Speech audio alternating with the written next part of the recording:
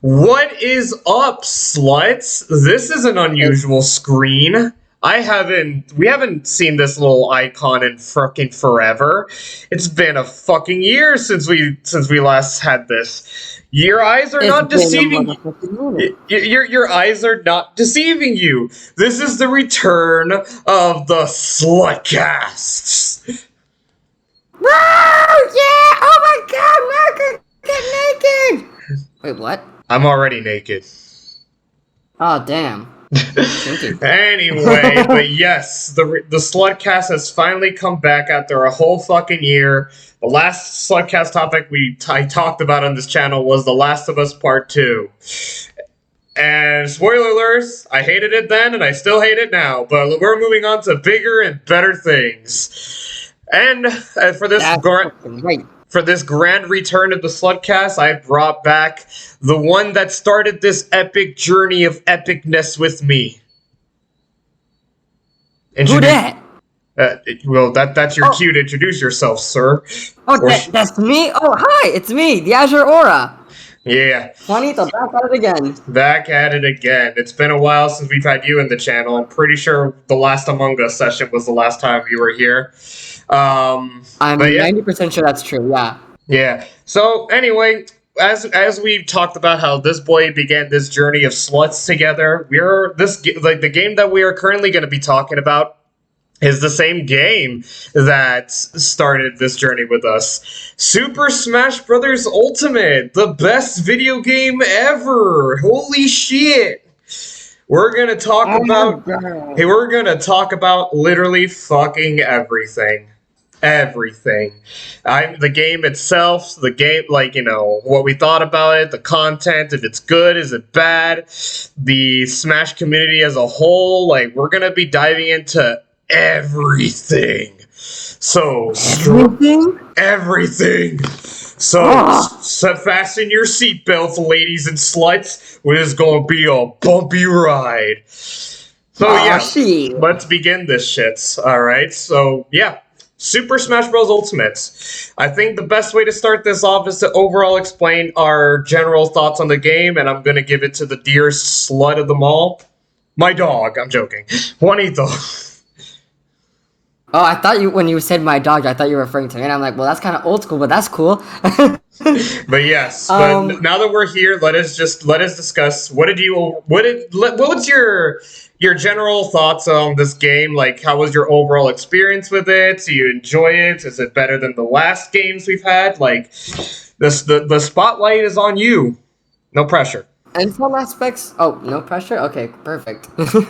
In some aspects, I do prefer Smash Ultimate over the previous iterations. This is definitely the Smash game that has the most competitive in mind, at least when it comes to creation, because Melee's competitive scene was by accident. Yeah. Just like me. But I'm glad that... That was a good one, I'll give you that one. Thank you. And that in turn makes it the most balanced roster out of every Smash game. You can probably say 64 and perhaps Melee to an extent.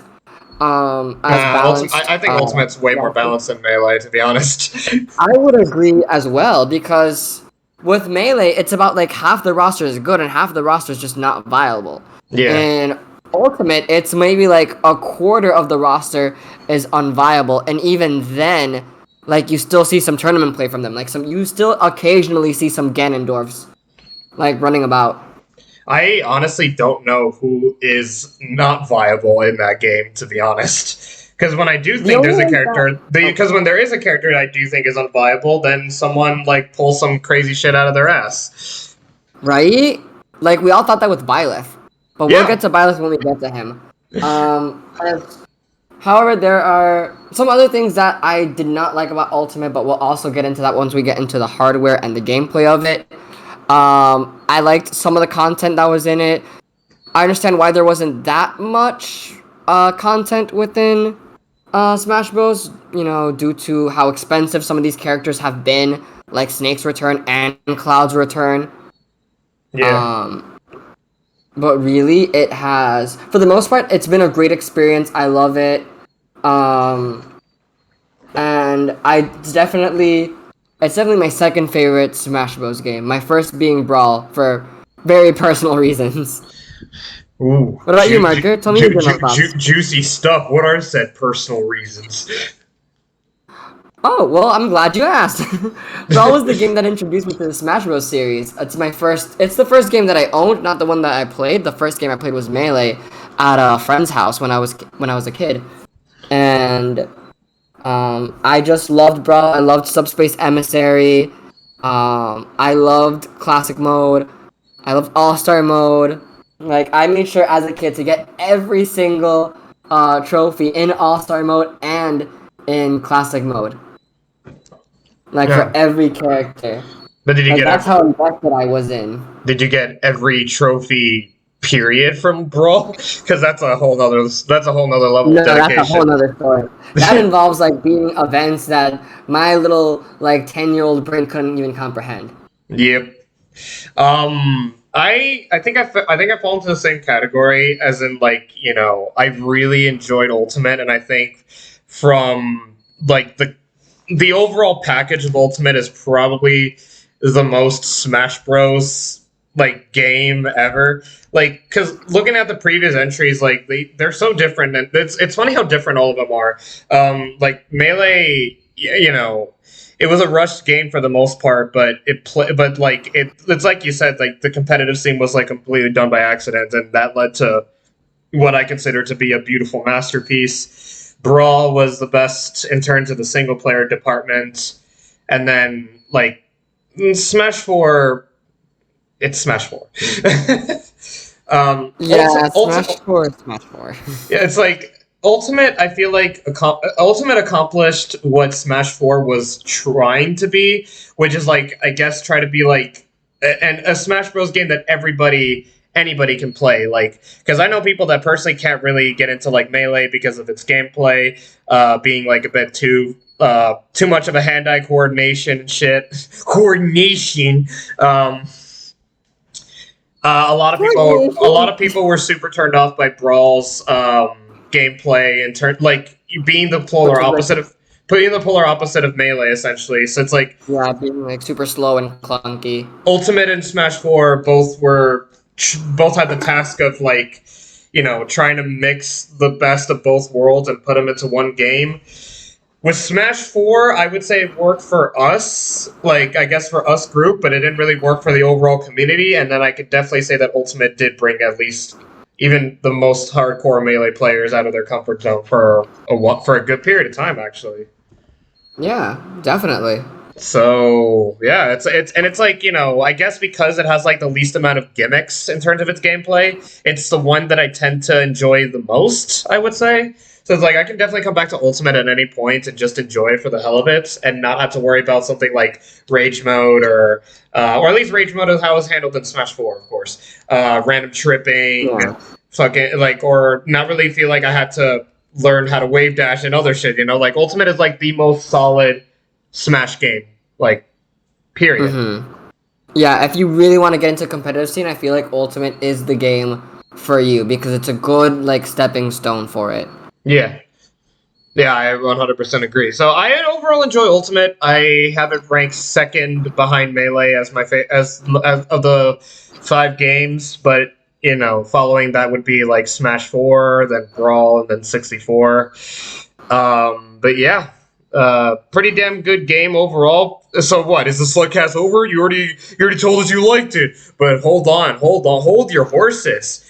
We need to go into the in-depth of everything, you know? Like, we gotta explain why we feel the way we feel. Like, despite its high highs, what are the low lows? Well, let's orange justice our way into the gameplay, shall we? I didn't even know the dance was actually called Orange Justice. I found that out pretty recently. Wait, what dance is called Orange Justice? It's like a Fortnite dance, I guess you can say. Here, like... Was it like the really iconic one, the one with like the fist bumping and like jumping a little bit? Like one leg? Here, I'll show it to you. You talk about the gameplay. Okay, bet. So, the gameplay of Smash Ultimate functions essentially as a cross between 4 and Melee. Like I said earlier, it is a game that really was made with the competitive scene in mind, which is why we have the most balanced roster out of the entire series. Some welcome additions that a lot of competitive players really do appreciate are directional air dodging, wave landing. What else? Dacus, kind of, because you can cancel dash attacks into other attacks, but it's not really like Dacus, like how it was in No, Brawl. I don't even think Dacus works the same way like at all. Like, is it even in this game? Because I know like Kind of is. I know you can cancel dash attacks into other attacks, but it's not even comparable to Dacus. Like it doesn't even go as far as like, for example, Snake's Dacus, which was absolutely ridiculous in Brawl. yeah. Oh my. But there are still like other things. The frame data of it is like really solid. The only thing that is holding it back for me, and I'm pretty sure you can agree with this as well, Marker, is the Switch itself. Oh yeah, the input delay. Exactly, the input delay, which really does hamper gameplay. Not only that, but because of the current global situation with the pandemic, a lot of people are playing online. Yeah, it gets worse when you play it online because the online itself is bad. That's a whole nother conversation from like a little bit later, but yeah, like there's a lot of like admittedly like these are more like very nitpicky things. It's like, you know, I know a lot of people like that doesn't really take away from the experience, at least as far as I'm aware of, in terms of like what the general like the people that I played the game with don't seem to like either notice it or care. But for those that do notice it or notice that there is a bit of like a responsive issue with Ultimate, it can in fact ruin the enjoyments. And I've had that happen. Like, for instance, I'll give you a perfect example. Fox has always been like a go-to character of mine for like all the games. The only game I don't enjoy him at all is this one. Really? Fox has good movements, but because his game is overall not the most responsive game, his moves seem to come out a little bit later than how I want them to be, and I'm so used to how responsive he was in Smash 4, for instance, and it becomes like that combined with my already big issues with him being like light and a fast faller, which means he gets comboed to death and dies quicker, combined with the game's like lack of responsiveness because of the Switch hardware. It makes it more frustrating for me to play him. I prefer more keep away and simple characters like Lucina, which is why I made her instead of Fox. And you know, I thought it was going to be another repeat in the sense that it's like I start off trying to main a different character, but then I end up going back to Fox, like I did with literally every other game. But this is the only game I generally say, like, I really don't enjoy Fox in this game. That combined with the shield, you can't go through shields in this game also, which... It's kind of dumb. And Firefox Illusion like takes a little bit longer for it to activate, which I know doesn't really hamper his gameplay too much, but it kind of throws me off a little bit. But I still have Fox in my top 30, but this is my least favorite iteration of the character, mostly because of the input delay. There's also like a bunch of other things that, you know, Fudge does an excellent job like explaining the technical details of Ultimate, such as like the order, priority, the buffer system. A lot of this like culminates to the fact that this is easily the most unresponsive game in the series, which is sad because this is supposed to be the definitive Smash game.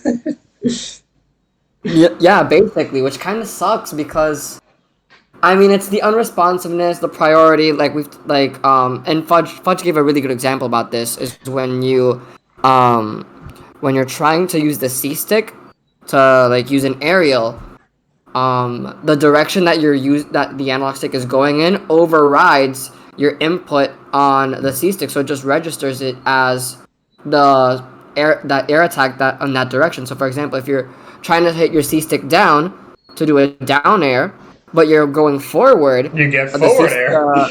Exactly, you'll get forward air, which is absolutely ridiculous, and it shouldn't even like be a thing. It's also that.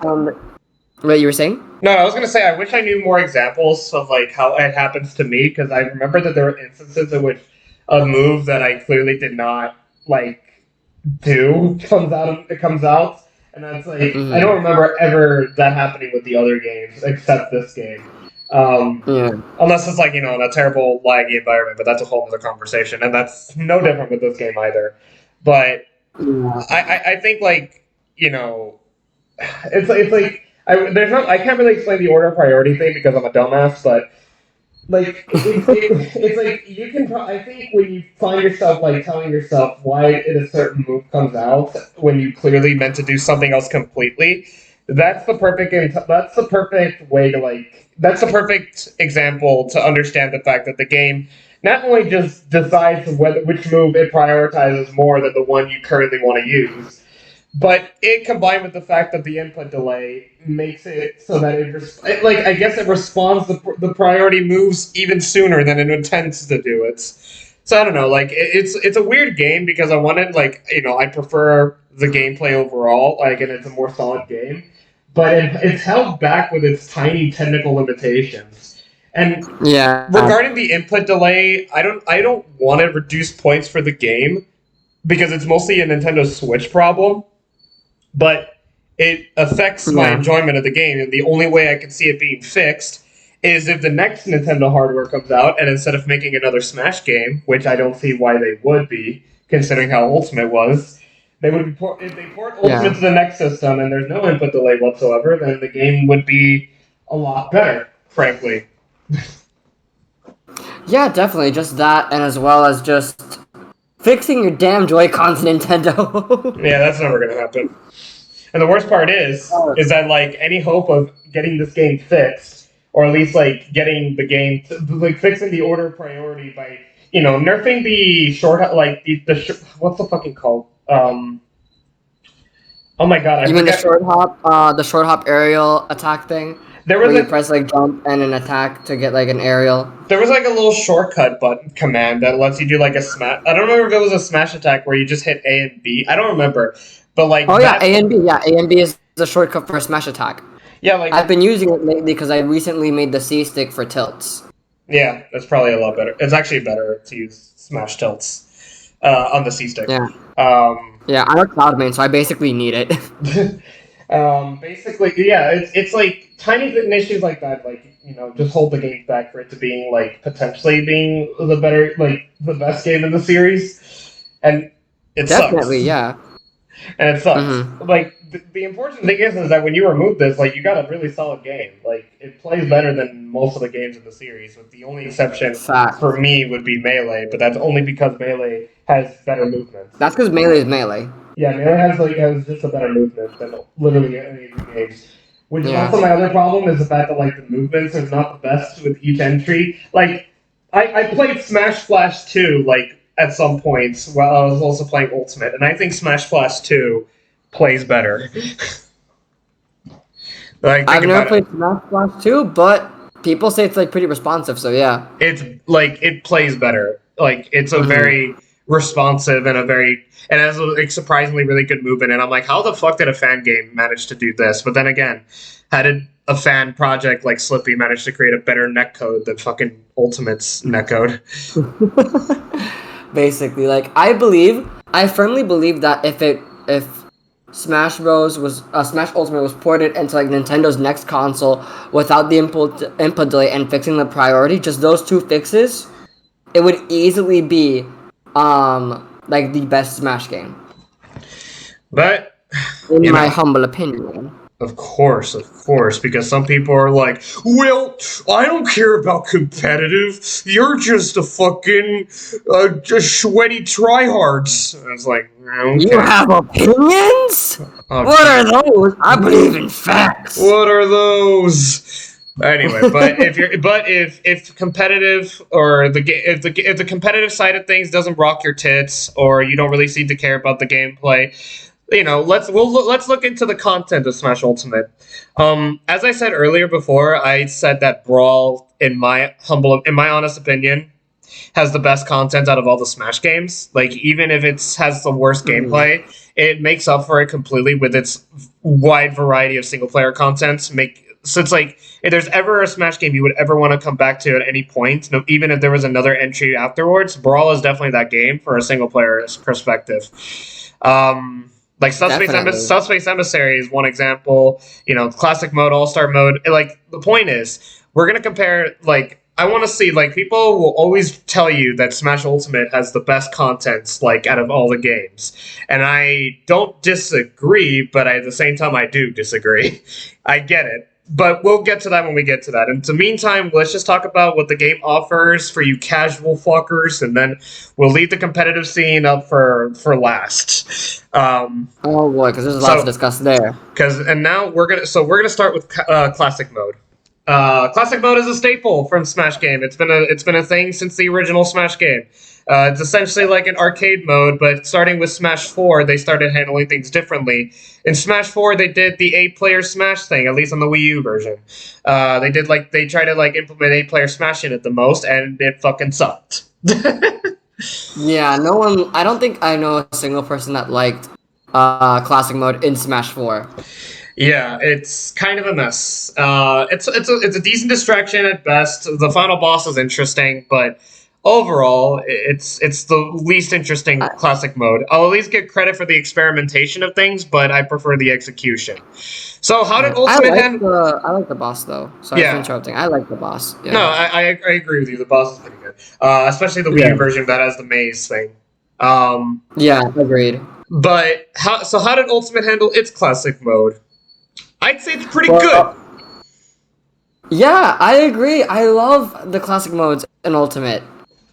Like, there's some that I would want different, but for the most part, the fact that they're all individualized to each specific character is amazing. Yeah, like the only downside is the fact that, like, obviously it's the same classic mode each time when you play a specific character, so that means you can essentially learn the characters and then probably get like a good record. But if anything, it sort of adds to the experience because you already know, like, you can get yourself like a really good score for, like, or at least trying to go through a perfect 9.0 run. I think the challenge itself is actually pretty interesting and more fun than how it was before. I do prefer like how classic mode was like originally as well, like, you know, mostly just for, you know, the simplistic arcade standards like most fighting games do. But I like this new approach because it's unique and it actually takes advantage of the entire roster in a way that makes it interesting. It reminds me of how Melee and 64 had to break the targets for each character. That's something that was like completely lacking in the other games. But You're so right about that. Yeah, like, it just reminds me of this completely, and honestly, like, I feel like a lot of people can have a lot of fun. They can learn the classic mode. They could try and get like a super good score with their main. Try to go for that perfect 9.0 run. Like, there's a lot of, like, you know, yes, it sucks that it's like only like, I do think that there are some characters in classic mode that are better than others. It sucks that the closest thing to a boss battles you get to this is you have to play Sephiroth's classic mode. But it's unique, you know, it's different, like, and it's something I feel like a lot of people can get around to, as opposed to Smash 4's classic mode, which just wasn't really, like, handled the best. This one, like, I can see myself, like, well, not that I can see myself. I was kind of like, I remember I even tried to go for like a perfect Lucina run, like trying to go for like the hardest difficulty without dying once or using a ticket, you know. So, like, I've been doing that with the roster recently. With who?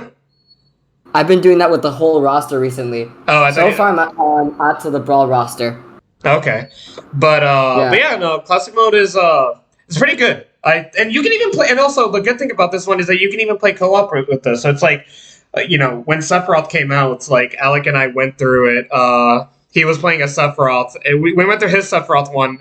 We went through Sephiroth cooperatively. He was playing as Sephiroth because he wanted to try him out, and I played as Cloud, and, you know, it was a fun time. That's cool. But honestly, I wish that Sephiroth... That's another thing. Like, aside from that, the fact that some themes just don't make sense for other characters, like Falco's theme is just kind of wonky. And other themes are just repeats. Like, a lot of the space characters, they have space-themed classic mode runs, and they're essentially the same thing. Because of it, I wish Sephiroth was just something completely different, because Boss Rush mode, I feel like should have been in the base game, and it's something that could have been added easily. Yeah, like if you were able to put it in Sephiroth classic mode, that definitely could have been its own mode. Right? Especially with the amount of bosses that are in this game as well, you know? Exactly. We haven't had this many bosses since Brawl. Yeah. Like, Smash 4 had, like, boss bosses in stages, and even then, it's like not the same thing as like the ones that Brawl and Ultimate had. But yeah. Yeah. But yeah, classic mode. You'll get a good distraction out of that one. But you know, the angrier people are like, well, like, oh, the classic mode is just one mode. Like, what if I could get bored of it really quickly, even though everybody's like completely different. So it's like, what else does this game have to offer? Because you're right, you know, classic mode can't be the only good thing that it has. So let's go to the elephant in the room, the adventure mode, aka World of Lights. I don't like World of Light. Yeah. Okay. So my first red flag was actually in its initial release trailer when the first thing I heard is Mart's cringy ass speaking English, and it's like, don't you make fun of Yuri Lowenthal. He voiced fucking Sasuke and Naruto and Spider-Man in the PS4 Spider-Man game. I don't care. The man is a legend. I don't care. Anyway, but my thing is that I would take how Subspace handled things with no dialogue completely, because it handles some of the emotional scenes really well. And the sad thing is that there's not a lot of okay. So World of Light, how I describe it, is that it's a combination. It's a combination of like 3 different modes into one. It combines the adventure mode aspect, the one that we saw in Melee, and the Subspace Emissary thing with the story mode and plot and, you know, final boss. It combines the event matches because of the spirits, because, you know, it cripples you, giving the advantage to the enemies, but making it like a challenging obstacle for you to overcome, even though spirits can give you like a bit of a boost to help you out, which is something that wasn't in event matches. And then Smash Tour, because of and it also has like Smash Tour stuff because it has the overworld reminds me so much of Smash Tour. I guess the spirits. Yeah. I guess the spirits are basically like the stat distributions from Smash Tour and Smash Run, but they also give you items. They can give you like special effects, like being metal, the Tanuki leaf effect. Like, it covers like wide range of different abilities, which I think is really cool. Healing, being immune to like certain terrains. It basically is. So it's not just like limited, and you can have like a different build for like every character. It's basically like if you put an RPG element in a fighting game. Basically, did it handle it better than Injustice 2? Don't know. Actually, can I say this real quick? Sure. The way that the story is structured is very reminiscent of how Kirby games are structured with their story. Makes sense. It shows the initiating incident that you always see in the Kirby games. Like, for example, in Kirby Superstar Ultra, when King Dedede steals all the food, and you see that cutscene of them going to the castle, and then Kirby waking up to find that King Dedede stole the food, and he's just running after him. Then it's a bunch of gameplay until you get to the climax, which shows like another cutscene. In Smash Ultimate's case, that's when Darkon appears. And then another cutscene for when the game ends. So like when you defeat both Darkon and Galeen. Yeah. That I feel like, as interesting as it is, the unfortunate thing is that like that's kind of my biggest problem with the entire well, okay, I overall don't really find the entire journey interesting because like I just find it boring for the most part. Like just go. I don't blame you. But like at least like what would have at least made up for the boringness is if there was like a nice story structure like how they handled it in Subspace. But World of Light was like nowhere near as close to as complex or as interesting or as emotional like as Subspace was, you know? It doesn't come close to that. Like, and you just pretty much nailed it there with how the Kirby structure was. There's only like 5 cutscenes? The opening, the reveal of the final the antagonist revealing themselves, and then there are 3 endings. 1, you beat the darkness, but light takes over. You beat the light guy, and darkness takes over, and then you beat all 3 of them. Oh no, not all 3 of them, both of them. And then like, I was gonna say, who's the third? Me? Who's the third one? Your mom. Oh damn! Like I knew she was up to no good. If you thought Subspace got repetitive, I genuinely think this was worse in the repetitive side of things. It might be a good enough distraction, but at the same time, it's like I would kind of prefer something better.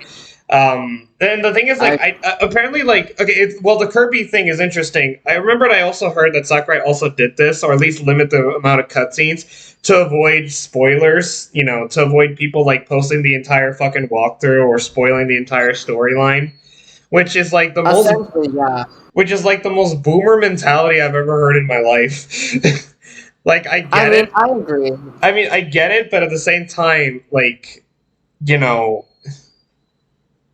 Most people, like, people are probably, like, most Smash people are already going to make up their minds and they're going to want to buy the games themselves. I don't think you should have to limit, you know, a specific playthrough when most people, especially a series as big as Smash Bros., for sure, they want to get the game, you know?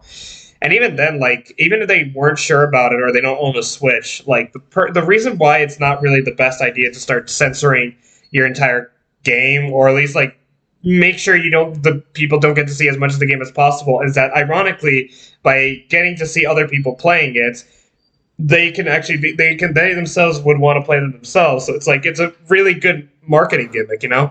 And eventually someone's gonna, like, go through the entire game, you know, and be like an epic speedrunner and just cover the whole game.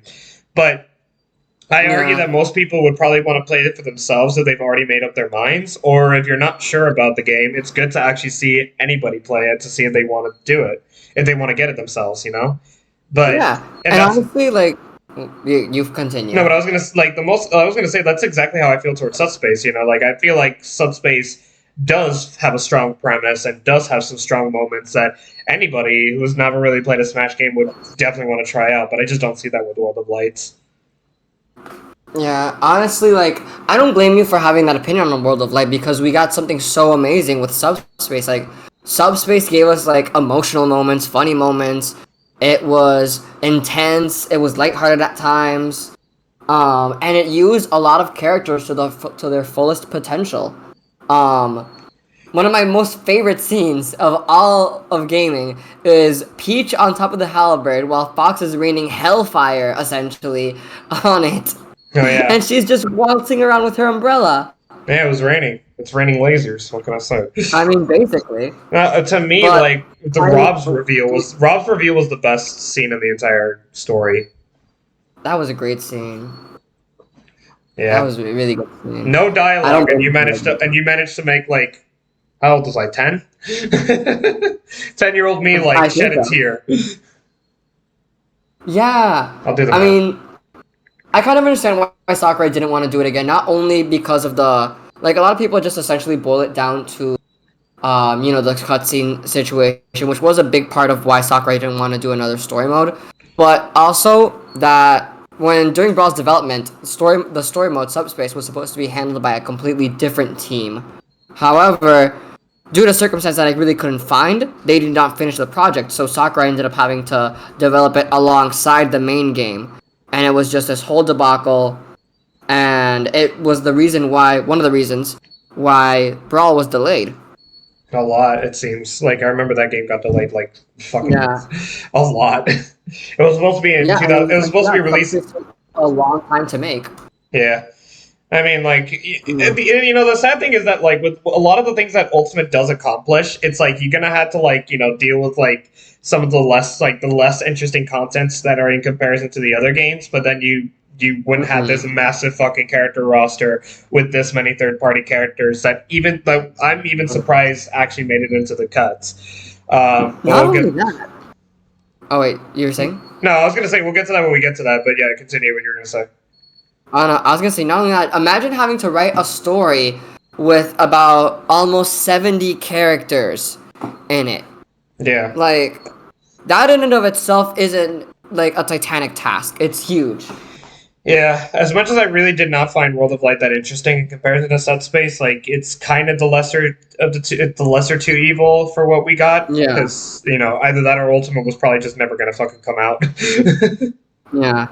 And I feel like another thing that we can talk about with the spirits is that the spirits in the base game, I know you didn't play much Spirit Board, but the spirits in the base game, not essentially the ones in the DLC because they're a lot more balanced, but the ones in the base game are very unbalanced. There are some that are just nearly impossible to beat. The Dr. Wily spirit comes to mind, where you have to fight 8 Mega Men with like metal with the metal box effect on them. Mm-hmm. While finishing off fighting a Dr. Mario. And you have a health bar as well. So unless you have a spirit that can heal you, and unless you have a character with really spammable attacks like Kirby, I ended up spamming Kirby's up B just to beat all the Mega Men. It's just really unbalanced. The Palutena Spirit is also another one, but it has like a really easy way to just cheese it. Hey, well, wait, what'd you say? I was gonna say you did the Pedro strategy. Basically, yeah. Pedro strategy is down B. Oh, okay. Well, repeat the Palutena one, at least. No, not the Palutena. It was Pauline. Pauline. Yeah. Pauline. Her spirit battle involved you having to defeat a Red Peach in the 75-meter stage, which is the worst Smash stage ever, while a Donkey Kong was trying to attack you as well. That one is considered extremely difficult and nearly impossible without a spirit that gives you the staff, which lets you shoot Pauline and just essentially kill her instantly. Damn, this game got violent really quick. No, yeah. It's so unbalanced. I mean, later patches, like particularly the DLC ones, they helped out with, what's the word? With creating more balanced spirits and more balanced spirit battles. Because the ones in the base games are just ridiculous, but they also didn't bother to fix any of the ones in the base game. I mean, like, as they're like trying to balance the actual game, they feel like, hey, you know, spirits. Who cares about that? Most people do spirits. Yeah, I guess they just thought of it as like a secondary thing, you know? Yeah, it's like while they're balancing the main game, I don't think they were really thinking about balancing the spirits. I think it's like, well, if we fucked up, we fucked up. It's like balancing customs in Smash 4. I was about to say the same thing. Yeah, like customs were fucking broken in Smash 4, but like we don't play that anymore. Like now it's like we just play. Like there was a good period of time in which it's like, hey, you know, to play Smash 4 seriously, I hope you learn customs, and then everybody was like, that's stupid, and then now we don't play customs anymore. It's also worth noting before we move on to the next topic that spirits effectively replace trophies. Yeah. How do you feel about that, and how do you feel about the reason why they did it? For those of you who don't know, the reason why spirits essentially replaced trophies is because trophies took up a lot of development time. It's essentially developing a whole nother model and then having a Japanese rating system, have all the female characters looked down upon, like not looked down upon, but like having them look up their skirts to see if their panties are showing, literally. fucking gamers. And then just dealing with that. That's why in freaking Smash 4, Rosalina had essentially the galaxy inside her dress. Yeah, no, that's her vagina. You don't know that, but like, you know, she's a fucking goddess, so I mean, I can't disprove it. So there's that. Yeah, well, but we can prove it. That's true.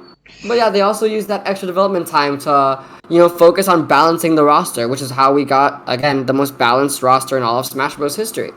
Yeah. So, Mark, what do you think? I mean, the thing is, like, how, like, based on that description, it's sort of like how I feel towards World of Light. It's like, you know, I don't think it's as interesting as collecting the trophies as I did in Brawl. I mean, to me, I substitute, like, trophy collecting with the challenges that they added in, that they introduced in Smash 4 and they continued it in this game. Like, I see that more so than the spirits being rewards, because the spirits itself, like, actually play, like, a gameplay role. But would I take trophies over spirits? I, like, for sure, you know? But, again, like, spirits in this case seem to be the lesser of two evils. And unlike the trophies, at least they do play a gameplay role. So it's like, you know, you can, and like this is a good excuse to like bring in characters that were not fit to be in the base game. You know, they're not going to be like an assist trophies or anything. Like, at least, you know, they at least somewhat make an appearance as spirits. So it's like, you know, it's essentially not just the biggest roster like of characters that you can play as, but it has the biggest cast of characters of like everything. You know, like, I don't know. Like, it's on one end, like, I get it. But at the same time, like I would much prefer having the trophies. But I feel like I'm just asking for too much at that point. It's I completely agree with you. it doesn't take away from my experience of the game personally because I don't really play with spirits, and I don't know. Just don't really like World of Light, so I'm probably never really going to be using spirits in any sort of way. Again, I see the challenges as mostly the ones I collect if I wanted to be a collector. No, what's the word? Completionist in that game. It would be the challenges, really, as opposed to spirits. Yeah, I feel that. But hey, if you like gimmicks, there you go. Fucking World of Light with spirits. Basically. All right, and now I don't know if you have a lot to say about this upcoming one, but I have a lot to say about this one personally. The next one we're talking about is the return of tournament mode, as well as the squad strike mode that's in Ultimate. Tournament mode was removed in Smash 4 for offline purposes. It came back online exclusive, but you could only play either for fun or for glory rule set, which, you know, it did its job for its time, but a lot of people were like, yo, I would much rather play fucking Smashville or Town of City, you know? So it's like, now tournament mode is back in the offline department, and you can also play it online. There's even, like, some little events that happens every now and then that you can play against other people with said events, which I think is fucking awesome. But yeah, like, you know, I'm fucking happy that tournament mode is back. We like even Gavin and I played messed around with tournament mode by picking like all of our go-to characters, or at least like our top 10 at the time, and have like a bracket of us fighting each other with said top 10. It was a lot of fucking fun. Like I had a lot of fun playing tournament mode again, and it was just as fun as I was in Melee and Brawl. And yeah, that's the feature being back. Like definitely brings a smile to my oh my god, I forgot the quote. Brings a smile to my face. Words are hard. Or put a smile on my face. I don't know. Yeah. I completely agree with you, honestly. On both fronts. I've seen a lot of interesting content come out of Squad Strike. I've seen a lot of themed matches come out of Squad Strike. Oh yeah, Squad Strike is really fucking fun. I love Squad Strike. It's so amazing. Granted, like, I don't play it as much as, like, playing the normal multiplayer thing, but it's, like, it's, like, an interesting, like, Iron Man, I guess you can say. Like, a lot of people... Okay, actually, Squad Strike could have definitely been fleshed out better, like, with, like, an Iron Man rule sets. How Iron Mans actually work is, like, for instance, let's just say you have a group of 5 people, or just a group of 5 different characters. You and I face each other, and I beat you, but you take out 2 stocks. I have to continue fighting the next person with those same 2 stocks. And then once I'm knocked out, if I knocked out any of the other person's stocks, then they have to continue with the amount of stocks they have. You keep going until the team with the stocks of like any team with their stocks reaching 0 first loses. It's a really fun thing. I really wish they implemented it in Squad Strike more, because like how they handle it, it depends on how the rules are. It's either 1 stock per character, or you know, once you finish off a character, you move on to the next. You move on to the next matchups, which is either like your you continue with said character, but I think the only thing that carries over are maybe some percentages. Like they heal you, but they don't give you 0%. I don't know. I don't know. Then again, I never played Squad Strike mode, but I don't recall that too much. But maybe I'm just like I'm forgetting something. I mean, like I'm thinking it's still. I'm hoping I'm right on this one, but like one version of Squad Strike, you pick like 5 different characters against 5 other characters. They either share a stock. So let's just say, you know, you're playing as Wolf, right? You lose Wolf, you move on to the next character, but you're still in the same stage, you know. The other method is your 5 choice of characters versus the other person's characters. You do a 1v1. You go on this.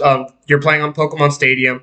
If your character loses, that character is eliminated, and then you move on to the next character, and the other player still maintains using that same character. I don't remember if they ever touch their stocks, or if they reach a specific percentage that they heal you to like an even smaller percentage to at least give the other person a chance. I don't remember exactly I don't all the remember the details. healing thing though. But I'm pretty I remember sure. everything else, just not No, the healing thing. not healing. Like just mostly like if you're not like they don't reduce your percentage back to 0. It'll be like a specific number. Yeah. I don't remember like that completely, but I'm pretty. If it's not that, then that motherfucker has all his 3 stocks, and you have to fight from like fresh, basically. Again, if they implemented Iron Man, like to my knowledge, it's like if say your opponent, each character is a stock, and your opponent still has like 3 stocks left, while you still have 1. Like that can happen. Like, is that what you're referring to? Or? I mean, no, that's what I would want. Like, that's the Iron Man rule set. I don't think was actually in Squad Strike, but if it was, like, that would have actually been pretty good. But as far as I remember, and it's been a while since I played Squad Strike, I think the person still like it doesn't matter how many stocks he loses. If that person wins, that person will keep that character for the next match and retains all stocks and maybe even 0%. Yeah. That's that's what I remembered at least. I would prefer the Iron Man rule sets, and if it actually is, and I'm just being a dumbass, then hey, plus points. I mean, I know it's not the exact Iron Man rule set, but what I do remember is that you pick 5 characters in total. Each character is 1 stock, and say that your Lucina beat my Cloud. Then I move on to my next character, who starts at 0%, while you still have the percentage from the initial fight with Cloud. That's definitely one way. That's okay. So that like yeah, because that's from how I've played and also the content that I've seen online of it. Okay, so there's three of them. There's the tag team, which is either 3v3 or 5v5. Match takes place in a single continuous battle with each character loading seamlessly onto the field after the previous one is defeated. That was the one you were talking about. Yeah. Elimination is similar to tag team, but each round is a separate battle, with a return to the menu screen each time a fighter is defeated. Otherwise, it has the same features, with the winner of each round proceeding to take on the next character from the enemy squad, and the ultimate winner is the one with the last fighter standing. The winning character keeps their current stock count from round to round, but can ultimately recover some damage between rounds. Yep. Okay, so it does carry over the stock count from like the previous match. But the percentages can get restored. Okay. And then the other one's right. And then the third one is the best 3 out of 5. Best 3 out of 5 or best 2 out of 3 or best 3 out of 5 rounds. Yeah. But yeah, okay. That's actually pretty good enough. Yeah, I would agree with you that I would have liked to see more versatility and more of a manipulation on the rule set, particularly so that way people can have proper Iron Mans. Yeah, if you've actually checked out Iron Man matches, I generally recommend it. There are some of the more, especially crew battles too. Like crew battles usually is that same rule set, and it's actually one of the most fun things like ever. I've seen a couple of videos on it, and I really like it. I really do wish that, like I said, that you could manipulate the rule set even more. Actually, fun fact about Iron Man's or crew battles. But back then when we played Smash 4 in our high school a long time ago, I actually wanted to do like a little crew battle between like like juniors at the time against the seniors at the time. Like I wanted to do. Like, I remember you mentioning that. Yeah. Yeah, like I wanted to have that like as a little bonus event for the tournament, but it never happened. That would have been cool though. Yeah, like, and I already knew like the team was gonna be you, me, Alec, Frank, and Gavin against like all the seniors at the time. Yeah, I would have loved that. That would have been so cool. Yeah, like it would have been really fun, and it's like I miss the Smash 4 days because we all had like different characters and different play styles, and it was gonna be a fun one. But yeah. But they definitely implemented that exact same rule set in Smash Ultimate. Like, I would not be complaining one bit. Oh, sorry about that. I know. I'm crying too. Alright. Someone sent me a video of, like, a cat biting a dog, and then the dog biting the cat. Let me guess. The cat gives, like, a bit of a squish... I almost said squish Pikachu. Surprise Pikachu face. Yeah, and I was like, the fuck, I'm sitting here being embarrassed, but yeah. Yeah. All right. So On any to the closing? subject. I was gonna say any closing thoughts on either tournament mode or squad strike. Like I said, I essentially agree with you on all fronts. Okay. I Yeah. think they're both great additions. Tournament mode being a welcome back addition, and again, I just wish that you could manipulate the rule set more. That Yeah. there was more of a variety. Oh, actually, I guess that's one thing we haven't talked about a little bit more in the gameplay. I like the fact that you can actually make rules in this game, like, or at least like the rules as deep as it was, because back then it was just like, hey, put a stock match, but no, you can like put a stock match, have people take turns or whatever. Like, it's always been like one rules that you can like mess around with, but I like that there's multiple rules and you can have them saved for like specific. If you want to like do this. Or if you want to play the game with items, like you already have the rule set saved, you know? I like Yeah, that. you don't have to go into like a menu to like fix all that and like already have it. You can just set it up beforehand, and then you can have it ready for all of your matches in the future, which I think is a tremendous addition. I swear, it's moments like this that really makes me that really made me believe that Nintendo really wanted to try, at least at some point, really wanted the game to be like to please everybody as possible. I think they kind of did. They really wanted to try and please everyone. That's essentially what I think. That's essentially one of the reasons why it's called Smash Ultimate. Yeah. But now They we're wanted gonna. it to be the ultimate golf game. But yeah, but unfortunately, the next thing that isn't very much ultimate. We touched upon this a little bit, but I want to talk a little bit more about like how like this. To say it politely, to say that there was a bit of a lack of content in Ultimate, which is ironic because it lacks like single player content, but it also has like a lot of like things to offer in substitution of it. But one of the things that I'm not really a big fan of, or at least like the one that kind of disappointed me personally, are the removal of All-Star mode and event matches, which I touched upon how World of Light basically has some aspects of event matches, but All-Star mode has always been like a favorite of mine to go through in the previous game, and it's the fact that it was replaced by Mob Smash, or at least Mob Smash was in like Mob Smash is essentially like multi-man basically. It's an army of like clone characters or whatever, but in this case it's Mii's, and you kill them, reach a certain amount, or it's an endless thing, and whatever. It's all good fun, but they have a version of it called of All-Star mode called All-Star, like, I think it's called All-Star Mob or whatever. I think it's called Century Smash, if I'm not mistaken. Okay, well, the point is, like, look it up real quick. Hold on. It's essentially the same. It's essentially the same thing as like Mob Smash with the Mii's, except it's with every character from the roster, with the same format. Century Smash. That's what it's called. Okay, so yeah, All-Star mode is replaced by Century Smash, and it's basically the same thing as Mob Smash.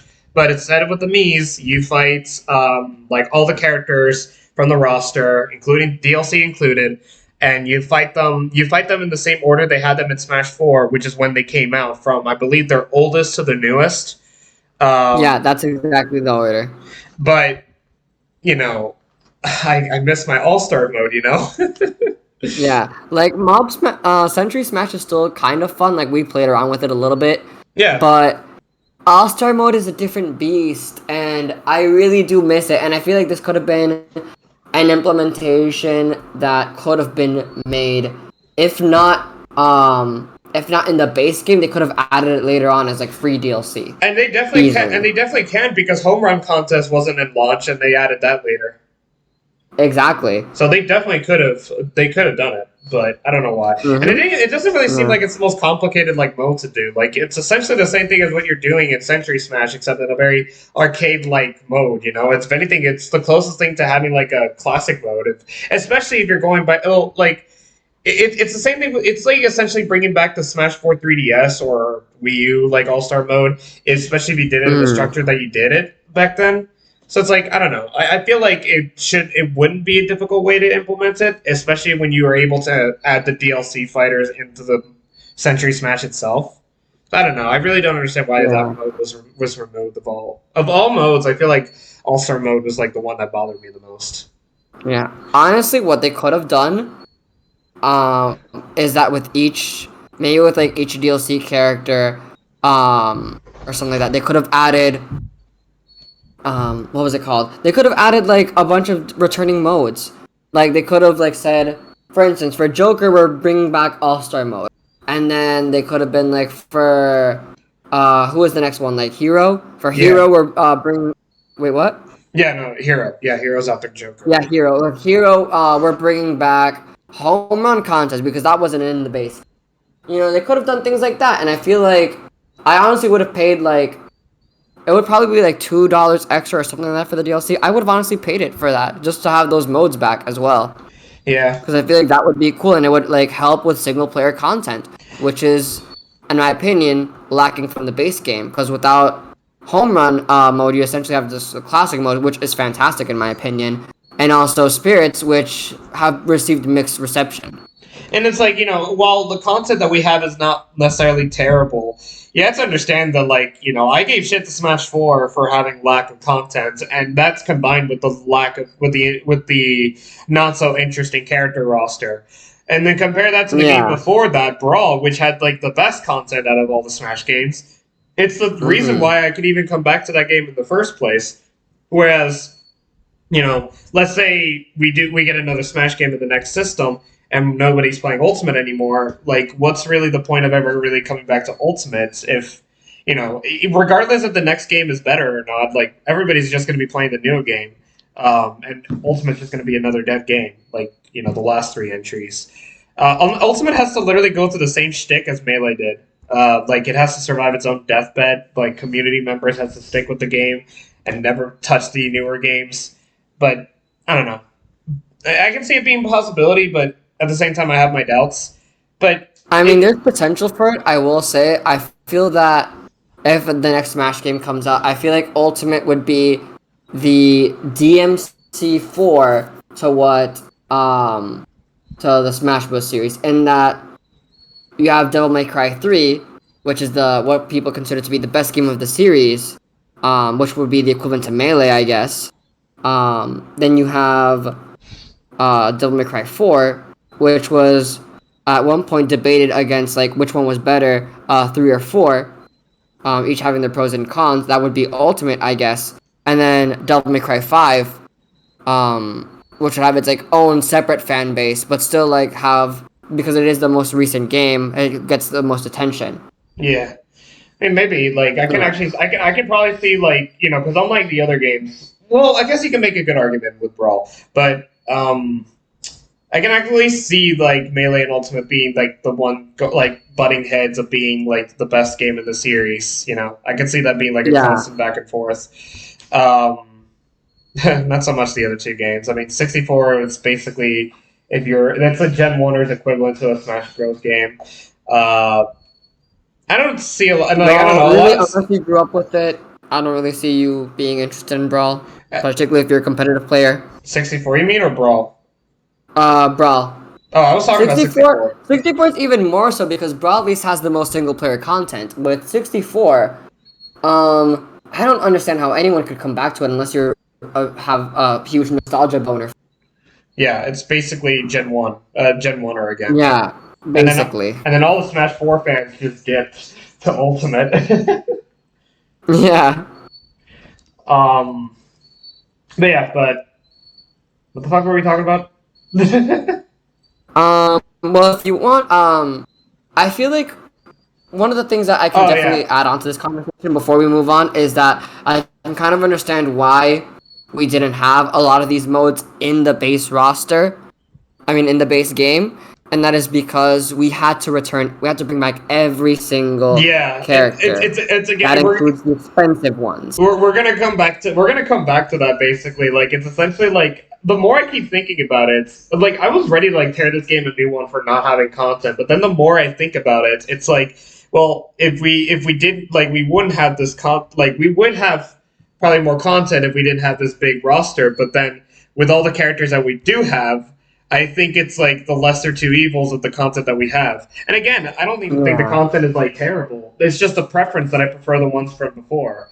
But at the same time, like, look at the fucking new characters that we got. Like, you know, you can't deny that this is the most hyped Smash game in terms of the characters. So like, the more I keep, even if I don't like, you know, Century Smash or World of Light, it's the lesser of 2 evils compared with in substitution with the gigantic character roster, which is basically the bread and butter of this entire game, of this entire package.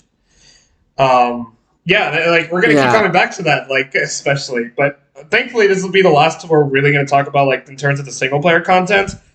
And it's unfortunately, yeah, that's the thing. Like there's not a lot to do, especially in comparison to Brawl. But there's a lot. But there were so many fucking characters, especially with like the third party character choices that are in this game. One of which I'm even surprised they managed to get the company's permission for it. Honestly, same. So it's like it's actually pretty incredible. Like I'll have to give this a pass. Like I'll have to hey, you did your best, Sakurai. It's nobody's perfect. I'll take this because we got all those characters. Exactly. We'll get to him in particular when we get to him. But I will say this was probably, in terms of, if you include like DLC development, this was probably the most expensive Smash Bros. Game to make. Yeah. It's not the most expensive video game ever made, mind you. That still goes to Grand Theft Auto 5, but it's definitely the one. It's definitely the Smash game that Sakurai put his hard-earned time and money. And honestly, from the success that Smash Ultimate has gotten, I think he deserves I think he can retire from doing video games. I honestly, this would be a perfect game to end it on. It's essentially like, I agree. It's like Endgame. Endgame was the last film to showcase to star Stan Lee, to have a Stan Lee cameo, and it's like Endgame is like the conclusion of the MCU. Actually, the very last Stan Lee cameo was in Spider-Man PS4. And Spider-Man was essentially his baby, so I feel like that's also another way to look at it. Didn't Spider-Man PS4 came out before Endgame? I'm pretty sure that game came out in 2018. Endgame came out in 2019. I'm gonna check, just in case. Yeah, I'm 100% sure that game came out before Endgame. And even then, I was mostly talking about movies, but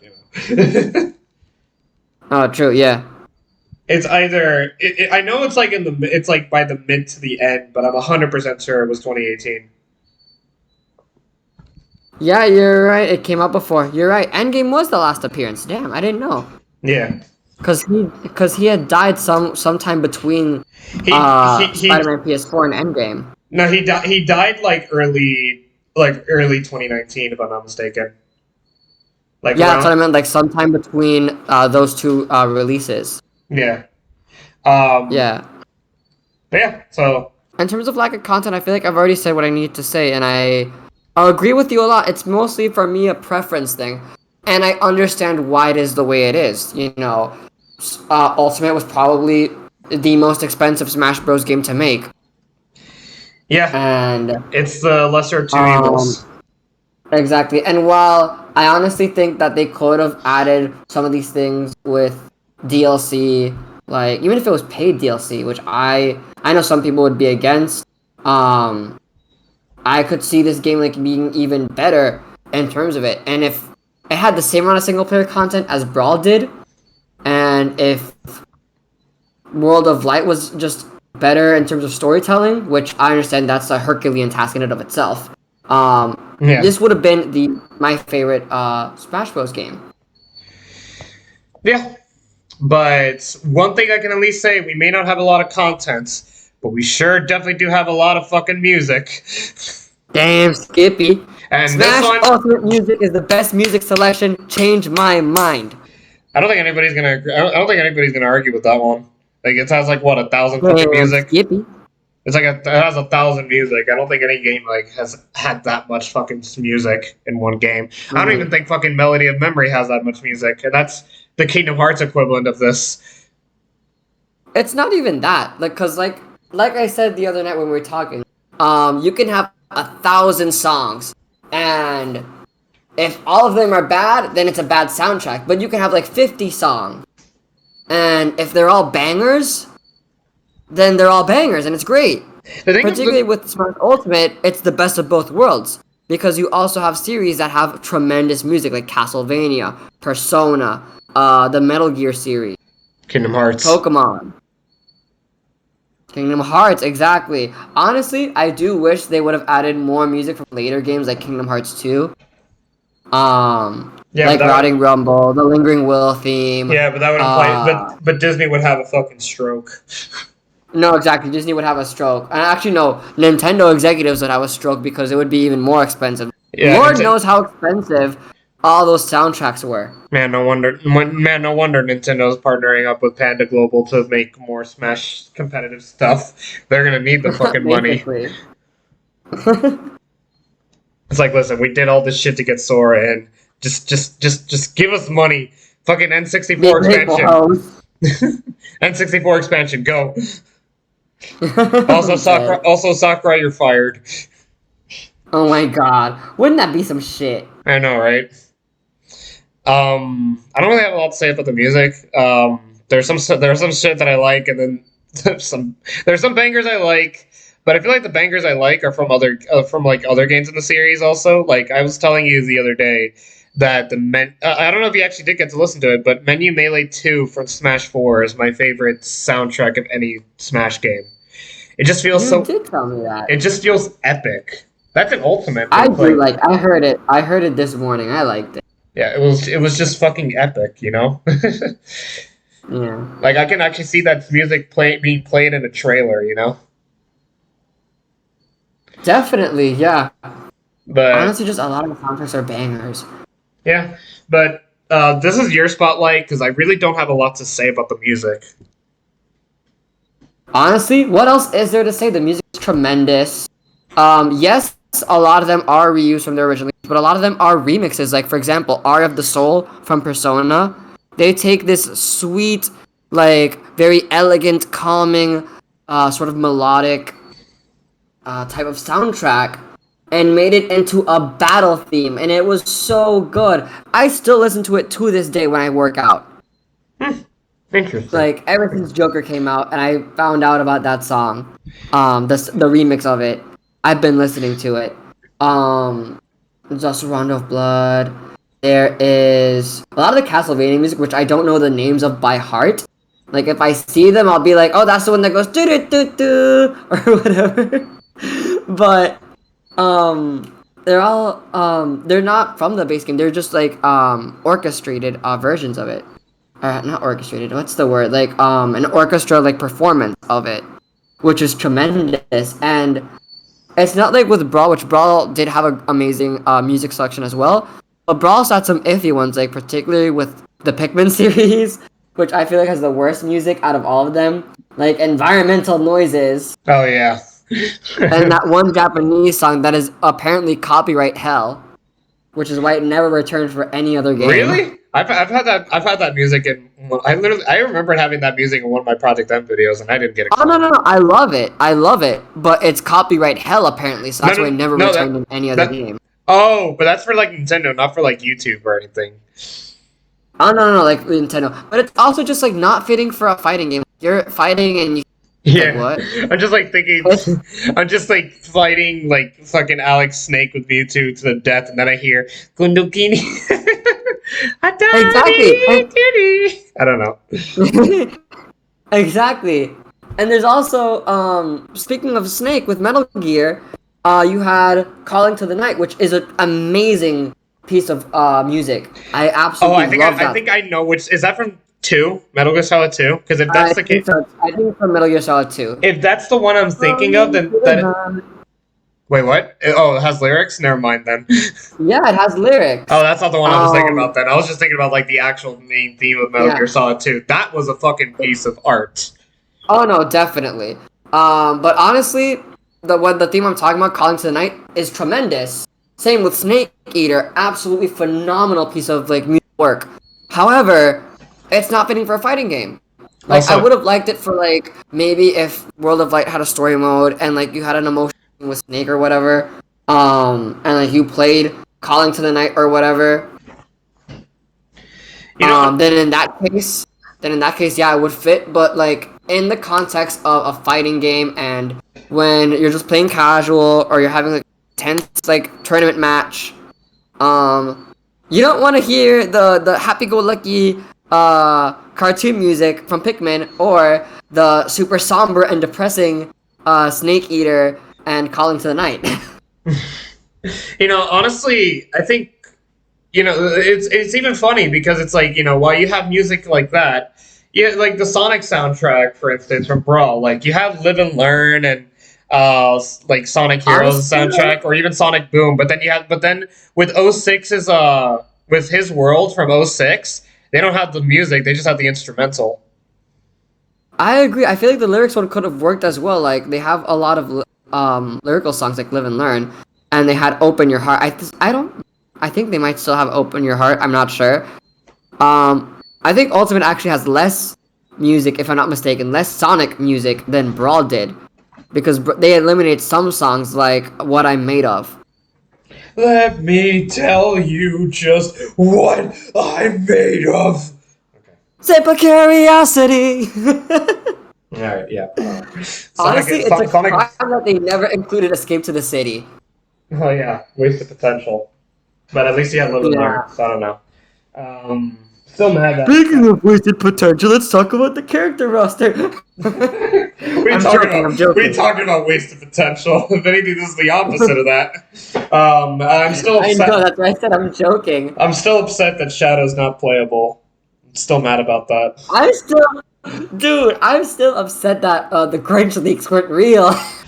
I mean, okay, to be fair, I didn't want the entire Grinch leak to be real, but I was upset that Shadow wasn't a playable character in that game, because I think with the Echo Fighter thing, which I know they fucking dropped the moment the DLC started coming out, but that would have been he was a perfect choice for an Echo for Sonic. I agree. And they don't even need to play that similarly. Like fucking Chrom plays nothing like Roy, so. But honestly, Crumb I think was the last character to be added, because not only is he an Echo Fighter, but he also has the jankiest animations out of every other character. Your face is. And not only that, Robin's Final Smash still includes Chrom.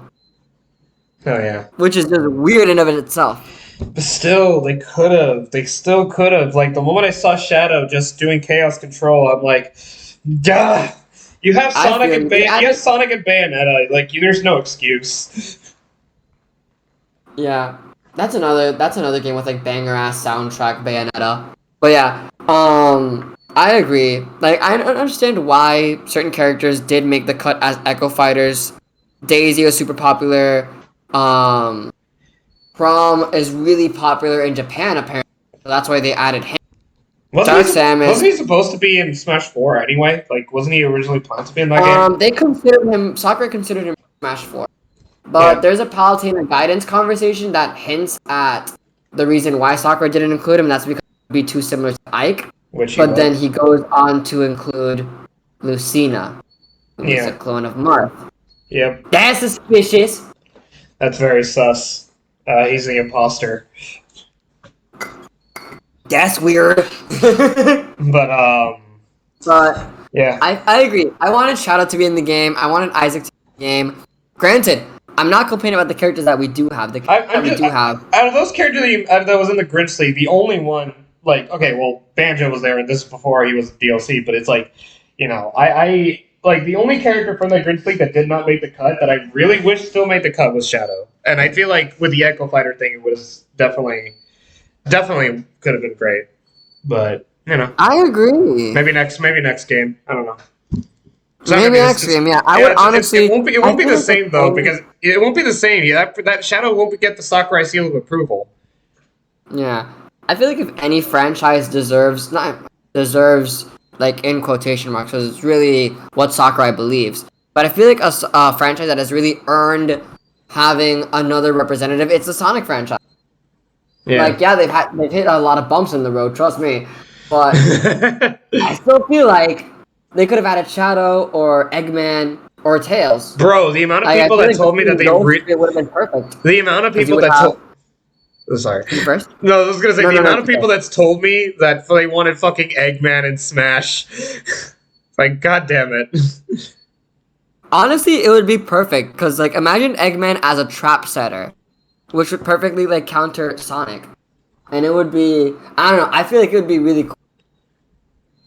But honestly, with the way that Smash Bros. Has been designing, Smash Ultimate in particular has been designing villains, I feel like this would have been the best game for Eggman to appear because it would have had so much personality and he would have been accurate to himself, unlike villains that were included in earlier iterations like Bowser and Ganondorf, who are still not super accurate to their original counterparts, particularly Ganondorf. But that's a story for another day. Yeah, at least he has a sword now. God. Yeah. Y'all can stop complaining. Jesus. Now he's like a very semi Captain Falcon clone. Exactly. But yeah, so on to the most disappointing thing about the entire game, the character roster, am I right? The character roster the character roster is fucking huge. Roster was way better. The what? Did I stutter? Wait, the 64 roster was way better, of course. I mean, like, yeah, you can't really argue with the 64 one. It's the original fucking 12. I thought you were gonna say automatically the best one. I mean, like, I thought you were gonna say Smash 4s. Oh no, that's my second favorite. That was a close second. Oh. That was a close second. Anyway, this roster is fucking huge. Literally everyone is in the game. We've covered literally all the newcomers in the last SlutCast. So if you want to know our thoughts on those characters, check those out. But I guess if you really want a quickie on that one, Ridley was pretty hype. King K. Rool was pretty hype. Yeah, K. Rool was hype. Isabel's meh. Who else is there? I am Daisy. Daisy's cool. Dark Samus is cool. Crom's cool. Incineroar was a genuine surprise. Ken was awesome because his gameplay was taken from the best Street Fighter game. And Piranha Plant is the best way to end the base roster. Changed my mind. I can't. And I won't. Exactly. I agree with you. So now, but again, if you want more in details, Belmonts are cool too. Belmonts are really interesting. If you want a more in-depth perspective, just go to when the characters were announced on the previous videos. The link of the playlist will be in the description, but let's get to the actual meat. We never touched upon any of the DLC fighters in any of the SlutCasts. So we never did. Yeah, so now this is honestly, we were waiting to do this SlutCast from when the last character got announced. Slash release, because we also wanted to play the character. So this is actually a SlutCast a long time coming SlutCast. It was just a matter of when it was, and I had a feeling it was going to be late this year anyway. So it's actually kind of interesting that we're here in this epic, SlutCast of epicness, the ultimate SlutCast. Anyway, so we're going to talk about the DLCs for the first time ever. Yay! Wait, what? So, I'm already naked. Same here. And I'm right behind you. Oh shit, you are. Anyway, so let's start with Joker. Joker was very, very interesting. I like Joker. I love Joker. Then again, I practically main Joker at this point. Alongside Cloud, so. I was gonna say, I thought you said Cloud. I thought you said Pyra Mythra. It's for me. Well, at one point I was considering Pyra and Mythra, and I still kind of am as like a. But like my is definitely Cloud, and like I do like if I have like a close. Like you cut off a couple times, but I assume you said. Oh, sorry. I was saying that I do main Cloud primarily. However, if I were to pick a second main, it would easily be Joker. Okay, yeah, I figured it was that one. But Joker was an interesting surprise because he was a character I just never thought of to ever be in a Smash game. We thought that there were rules for being in a Smash game, but at the end of the day, Sakurai just does whatever the fuck he wants. That's true. The only rules that do exist are you have to appear in a Nintendo game, and Sakurai has to make up a moveset for you in his own head. What the fuck? Joker didn't even described it. Yes, you have to dance in his head. Joker didn't even appear in a Nintendo system. He was a Sony exclusive.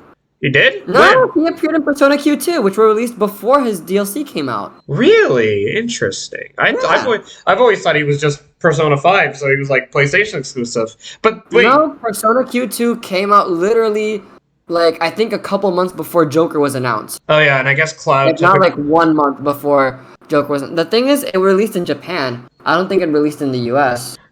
Oh, well, I guess. And it appeared on Nintendo 3DS, so it's that too. But okay, this is gonna sound really dumb, but aside from spin-off Kingdom Hearts games like Chain of Memories and Recoded, Did Cloud ever appear in another Nintendo system besides those 2 games? There was a Final Fantasy game on the 3DS. That was Final Fantasy Theatrhythm, whatever. It's basically a music game, and essentially the whole Final Fantasy cast appears. Like the whole main cast of every Final Fantasy game appears. Like the party members, the villains, etc. Okay. So that's how you can explain Cloud and Sephiroth. Sora appeared in Chain of Memories, which was on the Nintendo. Chain of Memories. Game Boy. Chain of Memories. Days. He's playable in Days. Mission mode. Yeah. Don't forget Dream Drop as well. Recoded Dream Drop, and then Melody of Memory got ported to the. Melody of Memory also came out on Switch. So yeah. Yeah, but that was after the fact. No, wait, that was before the fact. No, that's I was gonna say that was before the fact. Yeah. Let's see. Bayonetta 2 was on that one I knew. On the Wii U. That one I knew. Bayonetta 2 was like Wii U exclusive. But yeah, okay. So and either way, like I didn't think Joker was like a candidate, you know? Like I didn't even think of it, you know? I remember when I first saw the announcement, like the first person I told was my sister, because my sister was a gigantic Persona fan, and she absolutely loves Persona 5 as well. So when I told her that Joker was going to be in the game, and we saw like the teaser trailer together, like it was interesting. Like I really wanted to see more. I was honestly surprised that. Okay, like the Joker drama. One of the things I really find funny about the Smash community is that they're willing to write off every single DLC character, like if they were fucking broken. And Joker's no exception. Like Joker is a candidate for being the best character, like being a best character in the game. Like don't get me wrong, but he's not like Brawl Meta Knight, Smash 4, Bayonetta like level broken. Okay, like that's something I appreciate about the balancing of Smash Ultimate, which is why I do consider it to be the most balanced. 64 is a close second, but 64 has like terrible hit stun, and everybody can zero to death combo you. So it's just kind of cheap. Whereas Ultimate was like a legit game, and balancing a game with this big roster, it's not easy. And the fact that they managed to pull it off, it's like commendable. So when I say that, you first. No, what else? So like, if I did consider Joker to be the best character, which honestly I'm not even sure, Joker's not even in the same caliber as Brawl Meta Knights, Smash 4 Bayonetta, or 64 Pikachu. Not even close. But, yeah. I would have said Melee Fox, but Melee Fox honestly is the most balanced, like, best character ever, because, like, he has his great strengths, but he also has his weaknesses. Joker, the thing about Joker is that I think Fudge says it best, is, like, he's a good character, like, on his own, but he becomes really good when he has Arsene. Yeah, and honestly, that really speaks volume. Like he does better. He's his zoning game is so much better. And the thing I feel like the reason why people said that Joker carries you was because MKLeo, the number 1 ranked Smash Ultimate player and also a top 3 player in Smash 4, initially made like other characters, but then he dropped literally all of them just so he could play Joker exclusively. And he did like very well, and people legitimately thought that Joker carried him. But now nobody really says that, because MKLeo has already proven that he can pick up any character and still be number 1 with said character. And we'll get to that other character in a minute. But yeah, I think a lot of people were very satisfied with Joker's inclusion, myself included, and he plays really fucking nice. I agree, and even then, like with Arsene, it's only really good if you know how to use Arsene. Because if you're in disadvantage and you get Arsene, and you don't know how to recover from that disadvantage state, you're gonna get your ass whooped, and you're not gonna be able to use Arsene, because Arsene's meter goes down even faster with every hit you take. Yeah, it's a more balanced. It's actually a more balanced. Good. It's still a more balanced like Cloud Limit, actually. The more I think about it. But yeah, Joker is a fucking great addition to the character, and off to like a great start of DLC characters. Yeah. Though I do have one complaint about Joker, and that is that he does reuse a lot of animations from other characters like Zero Suit and Falco. Yeah, I think I noticed a couple of them. I think Joker, when he shoots the gun, reminds me of Zero Suit's grab animation. No, I was thinking about his dash attack, essentially. That too. Forward smash. Speaking of forward smashes, Joker's forward smash is essentially Falco's. His back air is essentially Martha and Roy's. He reuses a lot of animations, but I'm willing to like look past it because they also had to make animations and a whole ass model for Arsene. Yeah.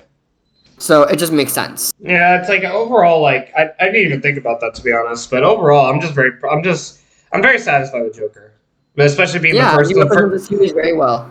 being the first DLC choice. Like it's a very strong start. Facts. Yeah, definitely. Stronger than I would say even bringing back Mewtwo in Smash 4 because I didn't even like the way they hyped up Mewtwo back in Smash 4 with the 50-fact extravaganza because they were like they were like explaining like all the stuff that it's going to be in Smash 4 and then they were like, oh yeah, Mewtwo's going to be in the game. Gee, thanks, bye.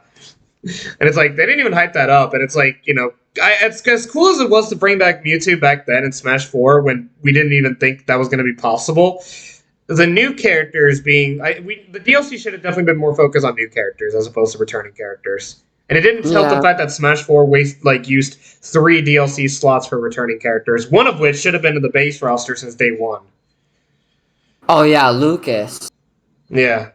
But yeah, like Joker was a very solid start, and that I cannot really say with the next character, to be honest. Hero is the second DLC character.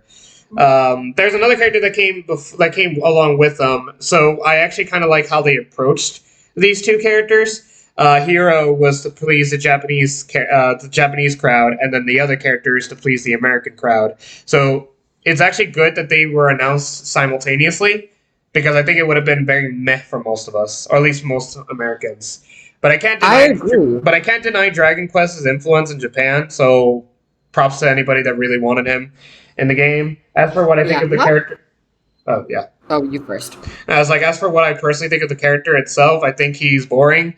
I don't like his playstyle. I don't think he's like broken. Okay, actually, let's give you a little bit more of a backstory. The hero controversy was so massive that we originally wanted to do a mini SlutCast based on this character alone, and countering every points that are like made against Hero. We even actually recorded it and everything. We did it alongside another Sword and Shield SlutCast that didn't get uploaded because I just wasn't in the zone with Sword and Shield. And honestly, I think it happened. Yeah, and like thinking back on it, like I'm kind of glad I didn't upload it because I think I remember it being like more so a broken record when it came to like talking about Hero and just being a little bit more repetitive. And with Sword and Shield, like you already know, I'm dead inside whenever I think about that game. So we can but now we're in a better mood, and we're talking about Hero all over again. So.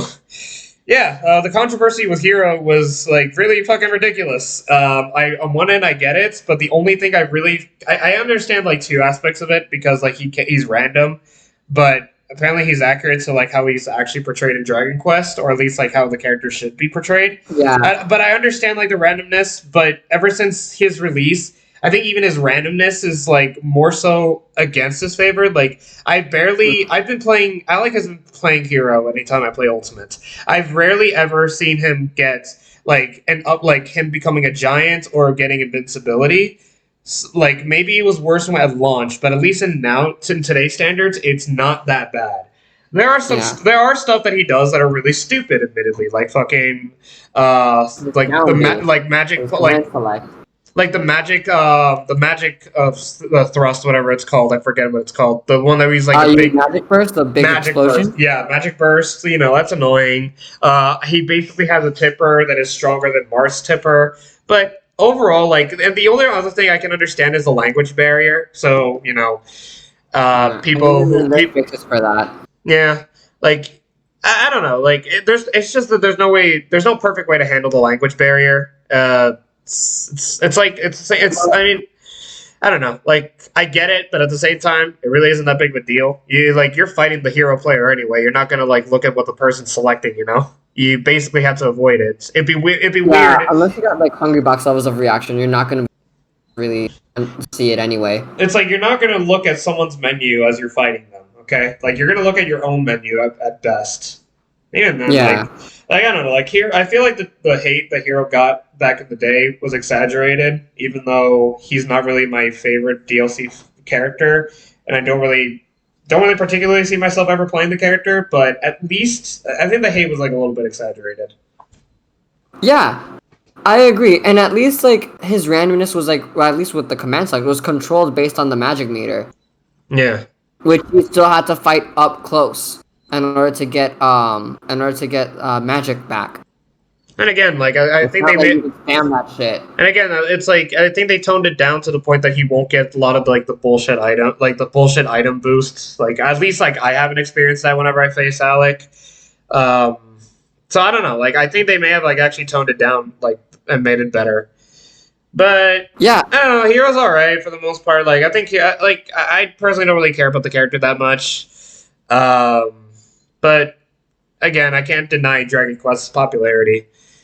not only that, but its influence. Like, if it were not for Dragon Quest, we wouldn't have Pokemon, we wouldn't have Fire Emblem, Final Fantasy, have Kingdom Hearts. So basically, basically, what you're telling me is that Dragon Quest is the Dune of video games. It is essentially it was the standard that JRPGs strived for. Like, it set the bar. Well, that's interesting. Yeah, and without it, we wouldn't get a lot of it. And even then, with like the random things like the critical hit thing, honestly, just handle it like for the next game if they want to still keep it but make it more controlled. Make it like Luigi's Misfire in Project M, where it's like a game of Russian roulette, where it's like 1 in 6 hits is gonna be a critical hit or something. Like at least if you fight or if you do an attack, like if you do like 6 different attacks, one of them will be a critical hit. Isn't Luigi like? Wait, no. Oh, wait. I think I see what you're trying to say. Like, there's like a little pattern that could lead to it, as opposed to just being random.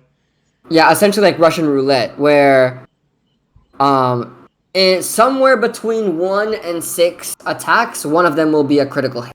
Okay, so it's like Game & Watch basically.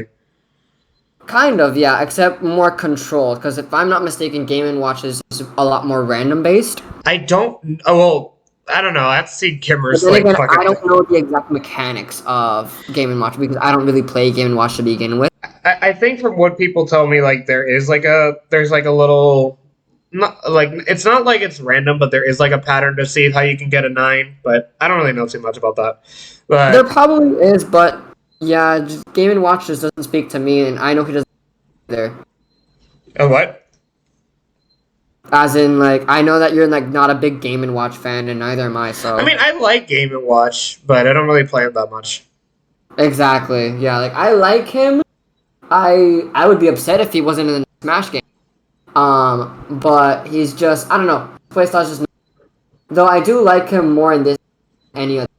You're cutting off. You're cutting off a lot. Like I don't know if it's like a connection thing or if you're just far away from. I think it might be my connection. Just give me 1 second. Let me just connect personal hotspot.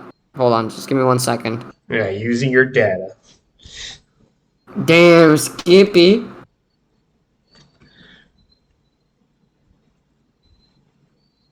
Can you hear me now, Mr. Krabs? Yeah, perfect. Actually, but yeah, Okay. go on with Game & Watch for a second.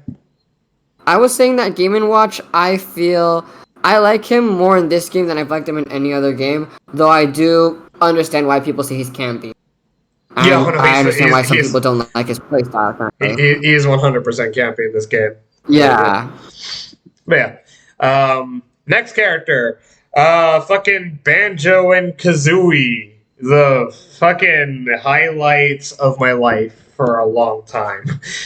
I honestly thought, along with the last character, I honestly thought this character would never see Smash Bros. Because of Microsoft. Yeah, this was a character that... Well, here's the thing. It was definitely the most possible. Because Microsoft has always been very head over heels with saying that they were very chill, that they're really cool with having Banjo in Smash. It's just a matter of like it's just a matter of Nintendo wanting to work with the competitor, you know. I was about to say, but it's like the possibility of Banjo being in a Smash Bros. Game. Oh, like I definitely never ruled that out. Like I definitely wanted it to happen for a bit. It was actually supposed to happen as far back as Melee. Actually, Banjo was supposed to be a playable character in Melee. That's right. I forgot about that. But because like Rare is now owned by Microsoft, things got a little bit complicated. But when the head of Microsoft is saying that they're okay with having Banjo and Smash, you take that. You don't ask questions. You take it. And I'm glad they finally did. They didn't think twice. Don't think twice. You know. Another reference to the last character. But he's fucking Banjo. Like, I mean, granted, I don't know. I know a lot of people don't really like his playstyle. That's fine and all, but I think the hype of him being in the game in the first place, and the fact that he's a lot of people's childhood favorites, and the fact that he's part of Nintendo history because he's owned by the company Rare, which has made really good classic games for the both Super Nintendo and N64. Like the Donkey Kong Country series, which is referenced in his reveal trailer.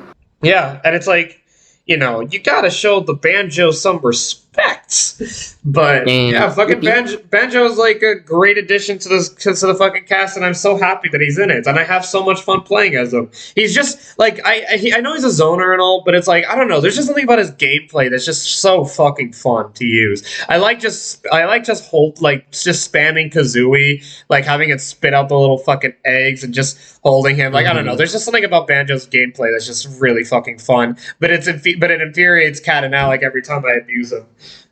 Yeah, honestly, I feel like he's a very bare bones zoner. No pun intended. It needed like a jack of all trades type of zoner character, which we never got. And I feel like Banjo really fulfills that niche. What did you say the first time? Like, he's a bare and what? Bare bone character? Bare boned zoner. Oh wow, you're hilarious. I know. But I feel like but that is an apt description because he is this sort of kind of like Mario in the sense that he is a jack of all trades kind of, but at the same time he has a lot of zoning capability. So it makes sense. It's like, how do I put this? He is essentially the Mario equivalent to a zoner. Yeah. I mean, Mario has some zoning tools, but Banjo's definitely all zoner. Well, with Mario it's more like spacing, but I know what you mean. Yeah. Yeah. Tomato. Tomato. But yeah, Banjo is my favorite of the DLC from Combat Pack from Fighters Pass 1. I don't think it's a very hot take. I think a lot of people would agree with me on this one, that Banjo was definitely the highlight of this of this Fighter Pass. Yeah, I agree. But yeah. I don't know if there's much to say, but Banjo's... I'm glad he's in the game. I like Banjo. Not my type of character. I'm not the biggest fan of zoners unless it's like a Zelda or Palutena type of zoner. But even then, I don't really like Zelda game, but that's a story for another day. Yeah. Palutena's more of Palutena like has some zoning material, but she's been mostly like an aggressor in this game. Yeah, like kind of like that, you know. All right, but yeah, on to the next one. Motherfucking Terry. Terry, I did not know who he was when this came out. I had no idea. Yeah. Like, I knew of Fatal Fury because I knew of King of Fighters. But I didn't know Fatal Fury was like the main one. I thought it was just King of Fighters. Yeah, same here, honestly. Yeah, which is why I'm surprised they didn't put Kyo Kusanagi, who's the protagonist of those games, in Smash Bros. But Terry's still a great choice. Apparently, Latin America loves Fatal Fury and Fighter series. So I feel like that's also some added representation for Latin America for their favorites, you know? Yeah. Terry's really grown on me. Like, at first, like, I didn't really care too much about his inclusion. But then I actually started playing him, and he's so fucking fun. He's really fun. It's playing him, pulling off the go on Cat and Alec especially is the most satisfying thing about his gameplay. There's just something about like pulling off go anytime. Like, it honestly pisses me off when I die when I have the go, because I'm like, for fuck's sake, like, let me pull it off. Let me kill you with it. It's so cathartic. Yeah, it's challenging, but it's so satisfying when you pull it off. I was like, Terry's just fun, dude. Like, I don't know, like this. I don't know shit about Fatal Fury or King of Fighters, so I don't know shit about Terry at all. But Terry is like, aside from the stupid meme, "Are you okay?" Um, Lol. but no, then like Terry's like really grown on me over time. Like the more I played him, the more I enjoyed him, and the more I loved him as time went on. Yeah, I agree. Out of all the Shoto type characters, he's definitely my favorite. Yeah, I would say so. I think he was. I think Yeah. he's my favorite. Like I like Like Ken. I like playing as Terry casually, you know? Yeah, like I enjoy Ken, but I don't know. Like I just really enjoyed Terry way more. Yeah. I don't think there's really much to say about Terry. You know, Yeah. Terry's just He's just a phenomenal. He's just great. he's a fun hot blonde. What can I say? Yeah, let's see. We went to But now it's the last one of this now DLC, it's the MKLeo's fight. favorite. Yep, and now it's the final Fighters Pass one, and arguably the least interesting character of these entire Fighter Pass. Of all time, we'll not we'll answer that question later. But Byleth, Byleth, all right. I mean, it makes sense for Byleth. Sorry about that. It makes sense for Byleth to be in the game. Did the Nintendo ninjas like shut you up before you could even say anything positive about it about Byleth? I think so, yeah. Cause I don't know, I just accidentally pressed mute by accident. But we can pretend that it was Nintendo news. Yeah. Byleth, like, it makes perfect sense for Byleth to be in the game. Like, Three Houses did really well sales wise. I think it did better than Awakening. And honestly, out of the Fire Emblem characters, he is among the most unique, or they are, because it's the male and the female. Yeah. Do I like their gameplay? Not really. It doesn't really do it for me. I Yeah, think it is a bit of a mess. I tried playing them, but it just didn't really work out for me. Yeah. I think I was like, was okay. I think the big question is, was Byleth a much more satisfying addition to Smash compared to Corrin, who was who was the last DLC from Smash 4 period. Fire Emblem fans don't even like Corrin. Fire Emblem fans don't even like Corrin's game. Like,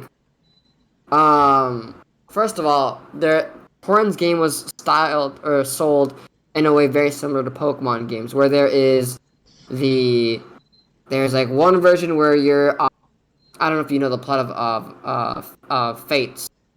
I barely know it. My Not ex, really. Not was a really. big Fire Emblem fan, and he explained it to me. It's essentially that you are from one family called Hoshido, but the family of Nor takes you in, and then at one point you have to choose which house. And the game was sold again, kind of like Pokemon, where it's like two versions. You have the one where you side with Hoshido, and the one where you side with.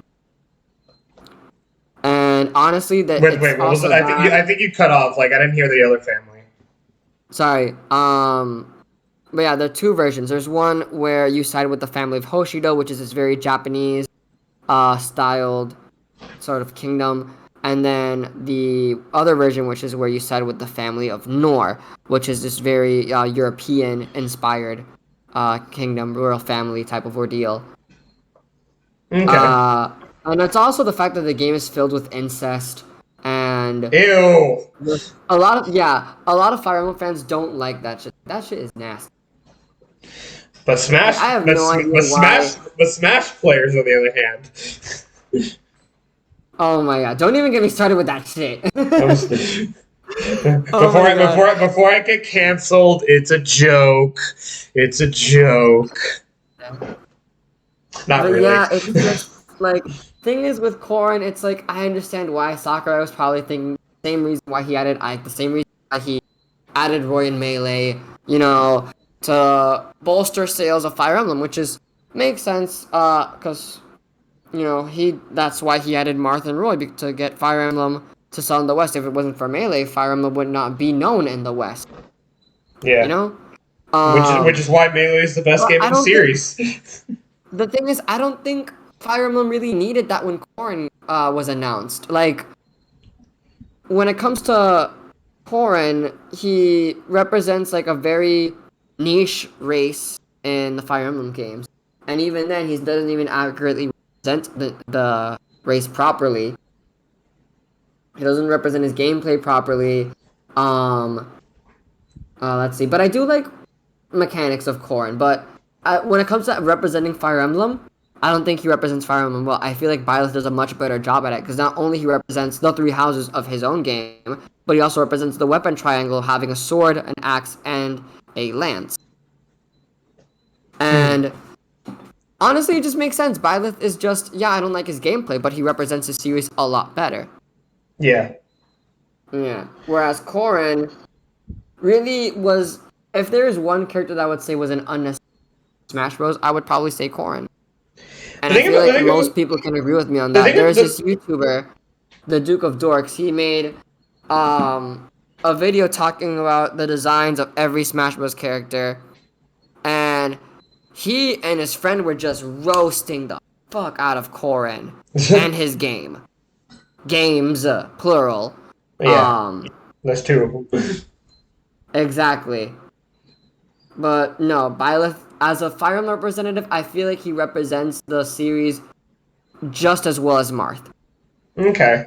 I think the reason why Corrin annoyed me was because Corrin was the last character we got in Smash 4. Before Bayo. Well, like, okay, yeah, like, the thing is, like, I know some people are gonna say, no, Bayonetta ended it. It's like, no, Bayonetta and Corrin both ended it. And it's like, fair enough with Bayonetta, even though the fucking ballad has turned out to be complete bullshit for an inclusion of Bayonetta. Maybe manageable for its time, but with the character that we actually got here, we'll get to that in a second. But with Bayonetta, Corrin was the last character that we got in Smash 4. And it's like, you kind of ended in a very dull way. Like, pretty sure hype for Bayonetta, but for Corrin, it's like, this is like where the meme of there's just way too many Fire Emblem characters really began.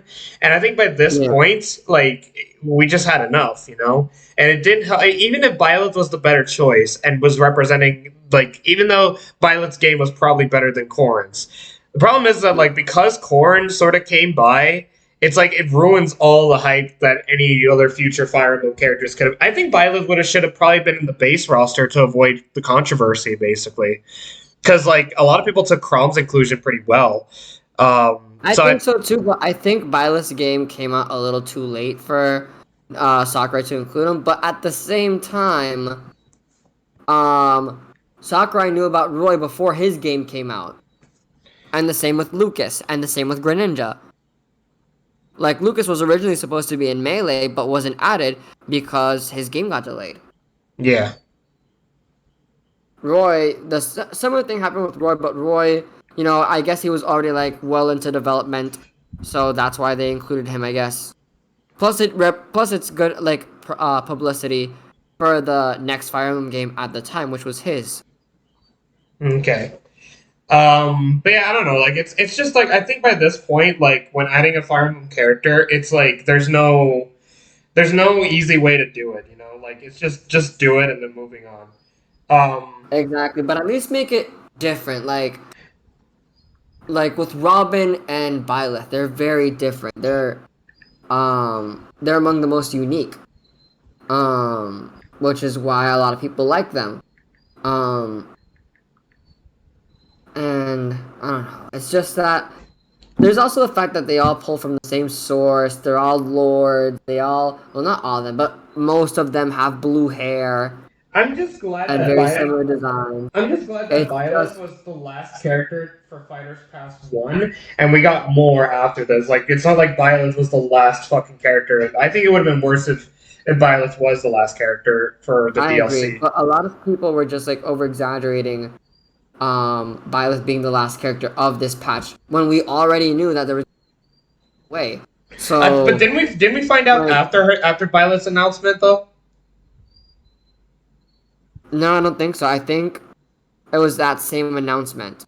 Exactly. That, like, Smash Bros. would definitely have at least more than one Fighters Pass. Yeah, that's what I meant. Like, I think like Byleth's same exact reveal trailers when they revealed the second Fighter Pass. So a lot of people genuinely thought that Byleth was going to be the last DLC fighter until they announced the fighter. I don't know how people thought that.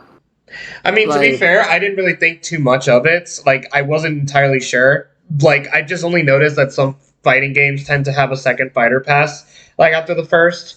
So it didn't surprise me that Smash Brothers was going to be in it, but we just didn't get that for Smash 4. Unless you count Mewtwo, Roy, Lucas, and Ryu as Fighter Pass 1, and then Cloud, Corrin, and Bayonetta as Fighter Pass 2, but they never really specified that. No one in Hell Smash Ultimate was going to have less than its predecessor.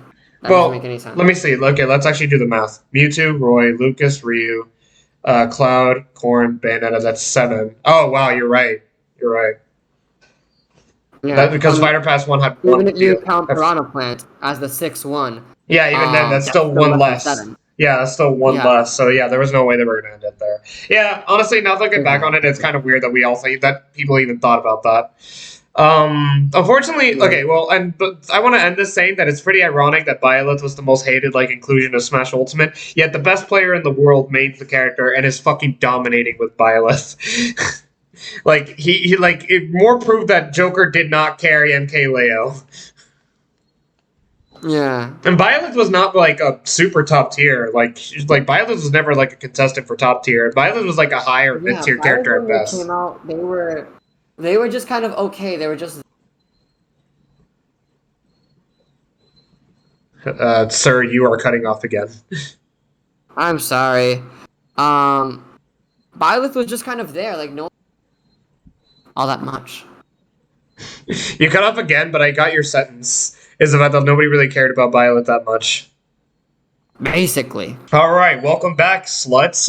Sorry about the random cuts. We had some technical difficulties. In other words, I was being very retarded. So, closing thoughts on Byleth overall. Well, from my perspective, I would say that Byleth represents Fire Emblem tremendously well. In my opinion, he represents better Fire Emblem than Marth, because Marth is seemingly just the mascot of the franchise and also the first protagonist, but Byleth represents the current trajectory of Fire Emblem storytelling and game design, represents the weapon triangle system, represents the progression of the protagonist through the story and how that changed. Literally, the looks of Byleth from the beginning and the end of Fire Emblem Three Houses are represented through their costumes, I should say. Yeah. And I feel like if there's one character aside from Marth that should never be cut from a Smash game, it would be Roy. Oh. Oh, I mean, Roy's a fan favorite. Who doesn't love Roy? We like what's the chance? Roy's our boy. Roy's our boy. Yeah. Yeah.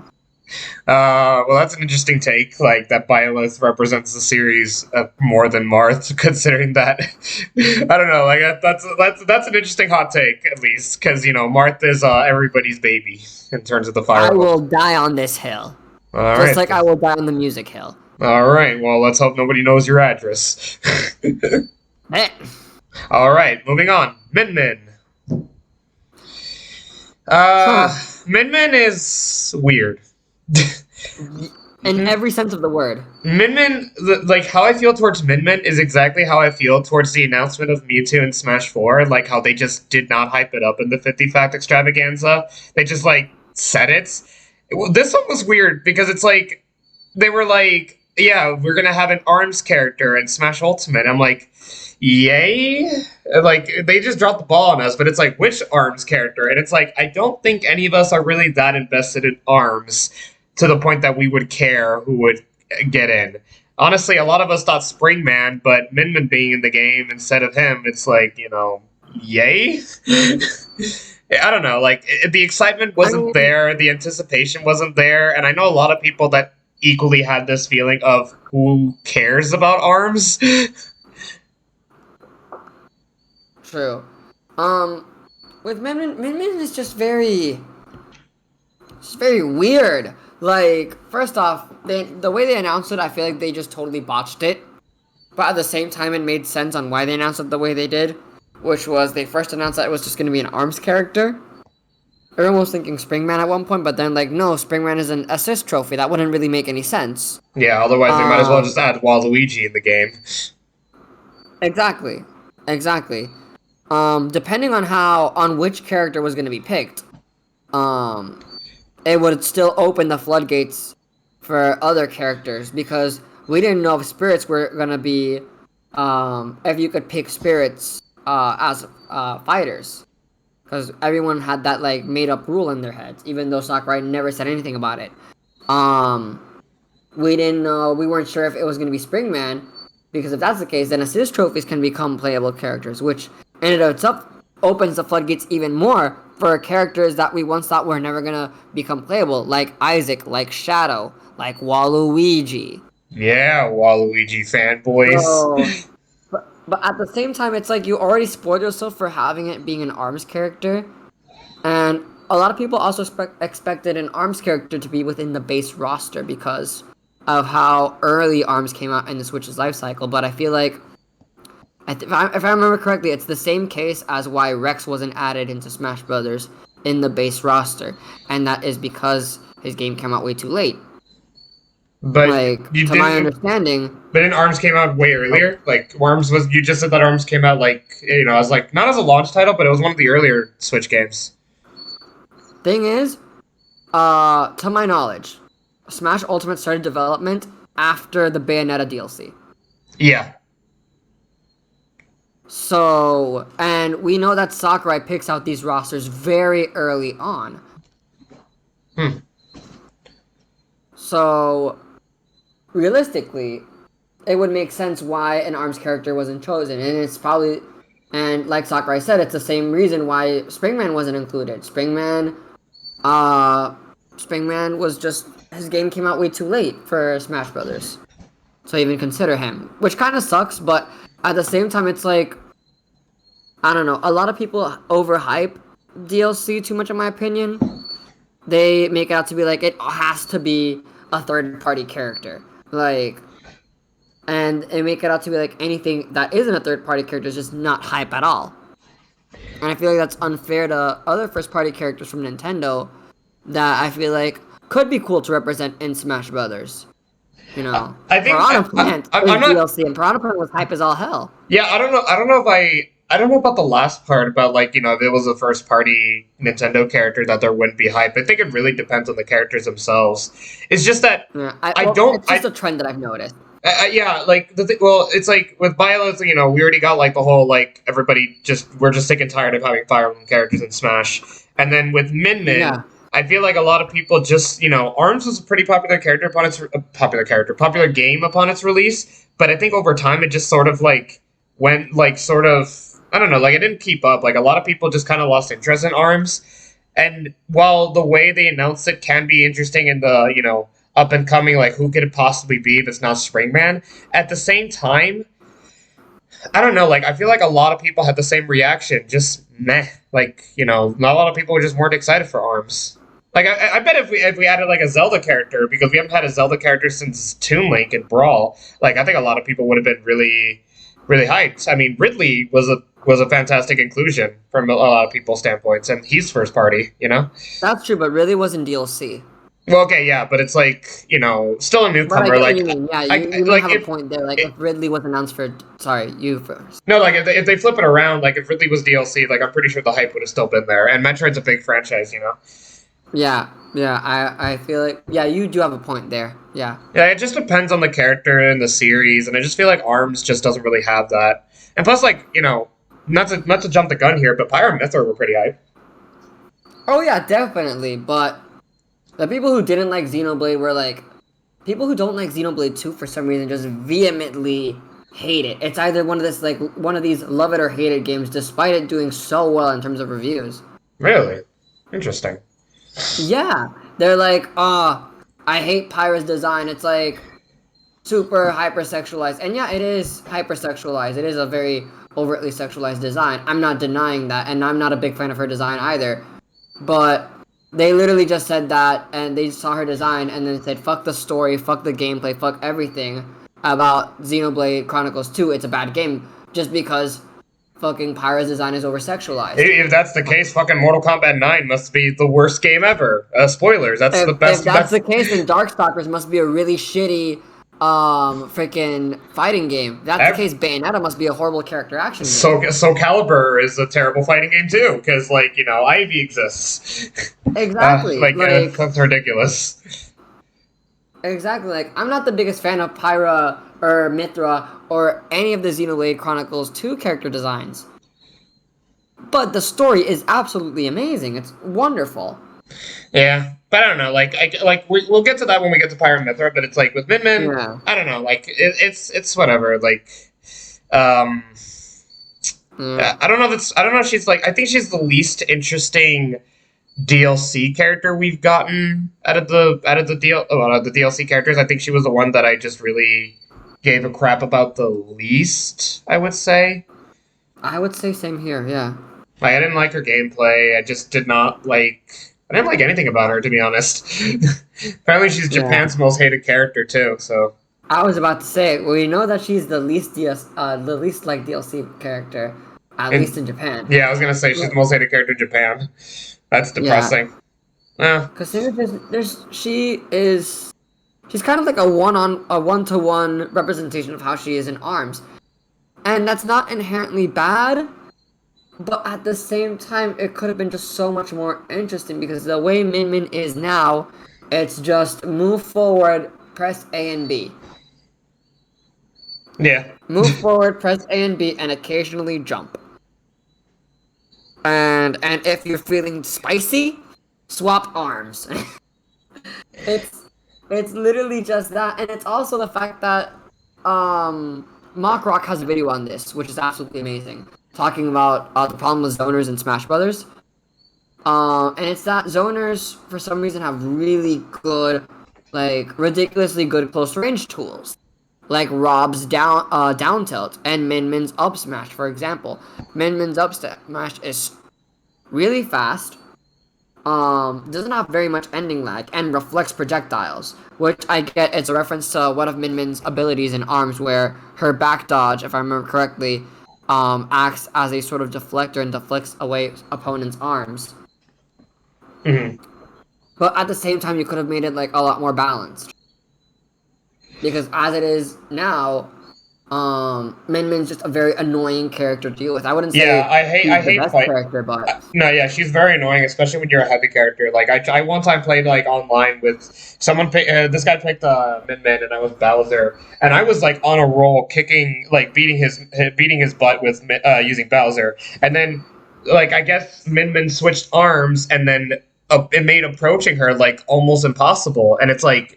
He beat me with using Min Min, but it's like I was on a big lead with Bowser, and it was frustrating to deal with because it was like I didn't even know like why I was even having a hard time approaching her. It's just annoying to deal with.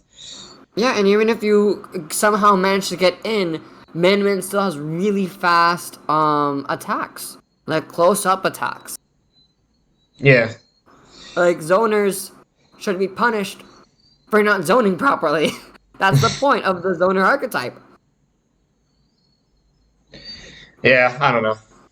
I mean, Overall, it could definitely easily be fixed in the next game. Just make like the close range attacks that she has and her up smash, just like nerf those, just make them a little slower, and then she's just perfectly balanced, I think. But as she is now, I just see her as the most nothing character in Smash Bros. Like there's nothing I find interesting about her except her design.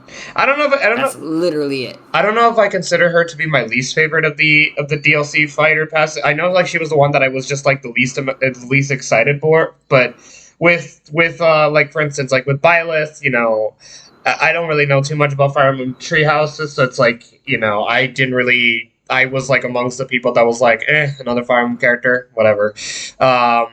Hero didn't really catch my attention either. And then this next character that we're going to be talking about, yeah. So I don't know where I stand with her personally. Like she might be the least excited character, but I don't know if I feel like she's my least favorite of the DLC characters in general. It's sort of complicated. Like she's like in the middle for me. Yeah, for me at least she's my least. I mean, I hate Min Min. I just don't feel anything for her, and I'm just, I don't know. It's just not my. She's not my type of character to play as. Not the type of character I like to go up against. It's just, I just don't like. I don't hate her. I don't really hate any Smash Bros. Character. It's just not my cup of tea. You know what I mean? Yeah. Oh, yeah, I gotcha. And speaking of characters that are not my cup of tea, Steve is next. Minecraft Steve. This is Um, interesting. This is gonna be interesting. You and I have very different takes on we do Steve. have very different takes because I get the appeal towards Minecraft and it's a game that has sort of grown on me. I wasn't really particularly the biggest fan of this character's reveal. And to be honest with you, I don't really know what is it about it. It's like he has the most unique gameplay out of like of all the DLC characters and possibly the entire roster. And there's no denying that. But there was just nothing really that got me all that excited for Minecraft Steve. Like there was really nothing to me there. Like it was he just came out and it's like yay. Next, I don't know. Like there was just nothing towards this character that really got me excited, I and feel that. it's really difficult to explain why. Like I just don't really find him all that interesting. Like even if it was unique, he doesn't really comes across a character that I particularly find fun playing playing against.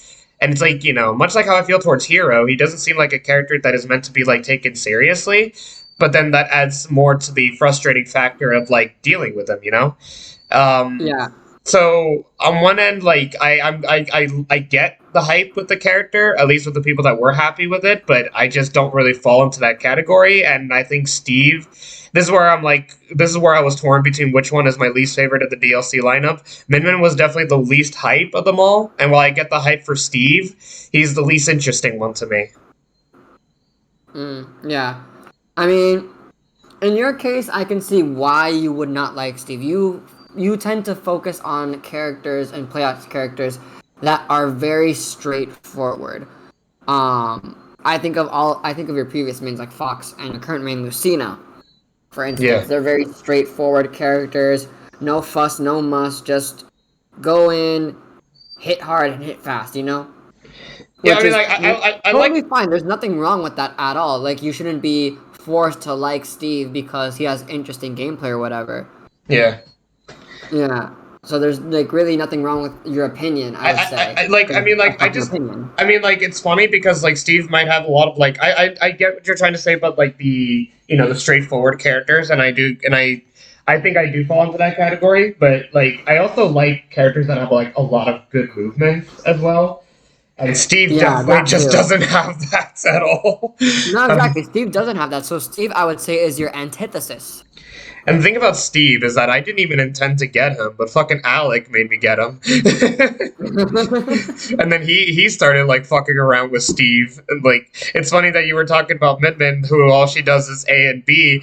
With fucking Steve, she has like a stupid combo where he just do his dash and smash A, and it's like, what the fuck is this fucking character? No, it's dash attack forward tilt. God, Marker. Oh my god, whatever. And don't forget mining.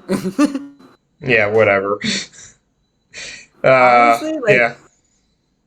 I don't know. For me, Steve isn't my cup of tea either. I normally play characters that I can. It's not necessarily playing mind games, but it's more so just more. What's the word? Not methodical, but was Glass Cannon very adaptable. I think that's the right word. Adaptable. Okay. My first guess is honestly going to be glass cannons, to be honest, because I remember we talked about that. I love the glass cannon archetype, but I like characters that I can adapt to certain situations. Like for instance, Lucario.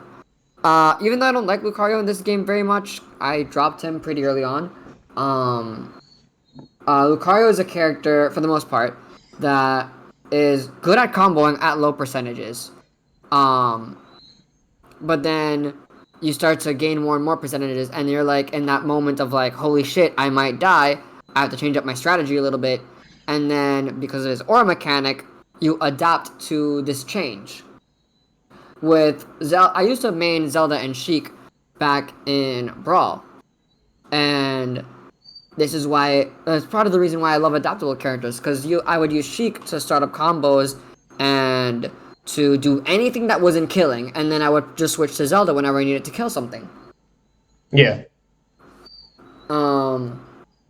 Let's see. Cloud is very adaptable, and Mario as well, because they function as sort of jack of all trades. Like Cloud is more of a jack of all trades type of swordsman type character, and Mario is the jack of all trades character in Smash Bros. But with really good aerial game.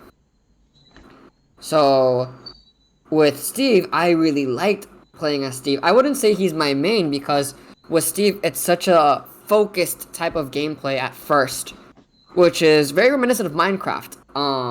Which there's sort of a pattern with that when it comes to the new DLC, is that a lot of them seem to be almost one-to-one recreations of how they play in their own games.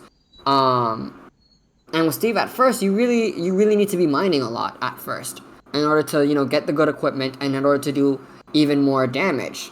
But I would be lying if I said that watching Steve and competitive gameplay is very interesting. It's also very fun and low-key the most disrespectful character in the game. Well, next to Ganondorf, of course, the king of you can't trump the king of disrespect. True, but you can literally make an F to block the ledge, for your opponent. That's just you might as well be pissing on their grave, man. You might as well slap them in the dick. Stab him in the dick. That too. I don't know. Steve was very hype for me. I don't play Minecraft. I used to watch a lot of Minecraft gameplay when I was younger. And I want to get into it. Yeah, I've been meaning to get into Minecraft as well. Like, a lot of my friends have actually been playing it again lately, and it's like, there's just something about it that I'm very, I don't know, like the environment, the music. There's like a lot of things that definitely catch my attention on Minecraft that I would like to play. It just doesn't translate well for me with playing him in a fighting game. Exactly. I think that's the main issue that lies with you and people with your similar mentality. But that's okay because not everyone likes zoners. Not everyone there are people who think that Mewtwo isn't a good character because it just doesn't fit their style of gameplay. There are people who don't like characters that are swordies because they think their gameplay is very much the same thing, just spacing your opponent. There are people who don't like jack of all trades because they're boring and they don't really excel at anything, and they're quote unquote honest characters. I actually prefer the honest characters, to be honest. Same, but that's very repetitive. Those are some people's mentalities, and it's okay to think differently. It's okay to have that opinion.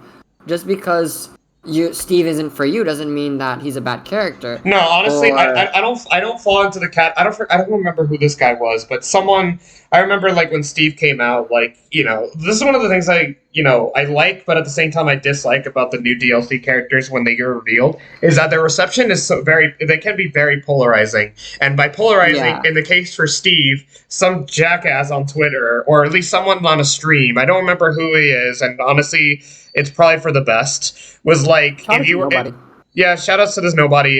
He was if you actually were excited for Minecraft Steve being in Smash, you literally need mental help. And it's I remember that. I forgot who said that, but it's probably for the best. It's oh, I'm upset because the character I wanted didn't get in. It's grow up. Or this character that I didn't ask for got into the game. Who the fuck cares? Honestly, I wanted freaking Impa, Isaac, and Shadow in Smash Bros. For years now. You see me crying? No. You don't see me whining about it. I don't know. I would probably say that Steve is probably my least favorite of the DLC characters, but it's still. At least I actually know people that were really excited. Hell, Zero's girlfriend Vanessa is a gigantic fan of Minecraft, and she was super happy when Steve got announced. Yeah, a lot of people were. Steve literally broke Twitter. Yeah. It was interesting to have the character in there, but yeah. Yeah. I like seeing Steve game. I feel like Steve is a character that you see more gameplay of, and then you're just wow. You know what I mean? It's wow. What a piece of shit. I'm joking. Anyway. Now, we may be saying that Steve was the one that broke Twitter, but I think the character that broke Twitter more, or at least my take it did, was this upcoming character. And honestly, unlike the other characters that I usually see the reveal trailers through YouTube, I actually sat myself down and actually watched the atrocious Game Awards while they were just giving up reward after reward to The Last of Us Part 2, and finally got to see the reveal of Sephiroth live. My mind fucking blew. Like, I've never, like, you know, I jizzed my pants when I saw Sephiroth. Same. Sephiroth, for a long time, was the most hyped character for me, and easily was the best DLC character before another character showed up, but, you know, we'll get to that when we get to that. But fucking Sephiroth, like, blew my fucking cock off. Like, I saw, like, I was watching it live, and I was so excited and anticipating it, and then when he fucked over the final boss that I don't give a shit to name the name of, and I heard the music, I was like, Hungry Fox's reaction is, like, a perfect way to showcase how excited I was. Sephiroth! No way! I was screaming my lungs off. I was so happy. The music, everything about him, his gameplay. Oh, he plays so good. He's like, honestly, like, Sephiroth, in terms of the... Sephiroth is right next, is like my second favorite character of the DLC characters to play as. We'll talk about my favorites, which is actually the character that comes out through him, but Sephiroth was hype as fuck, and I've never been before Sephiroth. Like, I guess Banjo would be the closest, but I was not as happy as I was with any character reveal until Sephiroth came out. Like, you know, the other ones were like, hey, you know, that's pretty cool. But even Banjo kind of got spoiled to me because I saw his reveal on YouTube. Like, I didn't see it live. With Sephiroth, I saw that shit live. That was the first time I've ever had to experience that. And I'll never forget that goosebumps that I got when I saw Sephiroth for the first time. Yeah, same. I love the trailer, though. The trailer was like, amazing. filled with Advent Children references and just Final Fantasy VII references in general. It's so good. His gameplay, I wouldn't say it's one-to-one because we've never played as Sephiroth outside of the Dissidia fighting games and that one random Square Enix fighting game that no one remembers. Is it the one on PS1? I think so. It's the one that has like a car that you can fight. I think Frank mentioned that to me, but I just forgot. I think it's called Ergif, but I don't remember. Yeah, Erguys or something like that. Oh, okay, yeah. Then we're definitely thinking of the same one.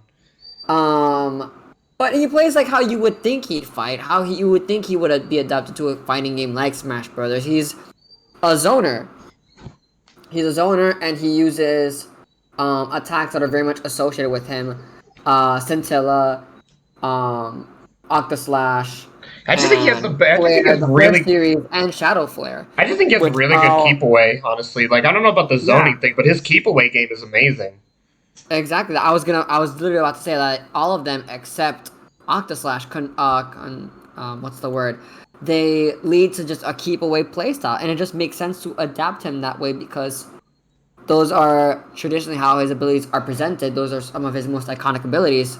So why not just give him those for his moveset and just center his moveset around just that keep away? Yeah, and you know, one other thing that none of the other DLC characters that he did is that there was a Sephiroth challenge where you got to face him on a 1v1.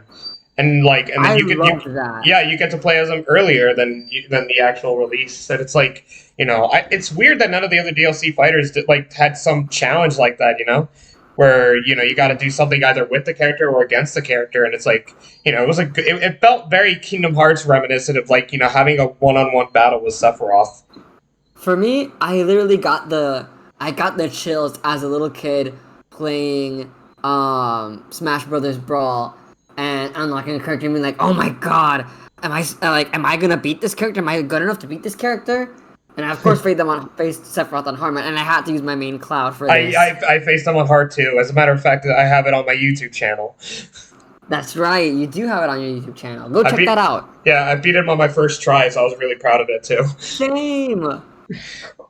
But yeah, the Sephiroth challenge was really great. Sephiroth as a whole was a great choice. I think he was depth for a long time. Yeah, and honestly, not to jump ahead, but what I wanted, especially for the last character, I've always wanted to get that adrenaline back with like how I felt towards Sephiroth reveal, because I haven't had it again. Like, I haven't had it before Sephiroth reveal. So like, with the rest of the DLC fighters, in the back of my mind, I was like thinking, I really want to have to have that adrenaline excitement again with another DLC character, and we'll get to that character that did manage to do exactly that in just a few in a minute, you know.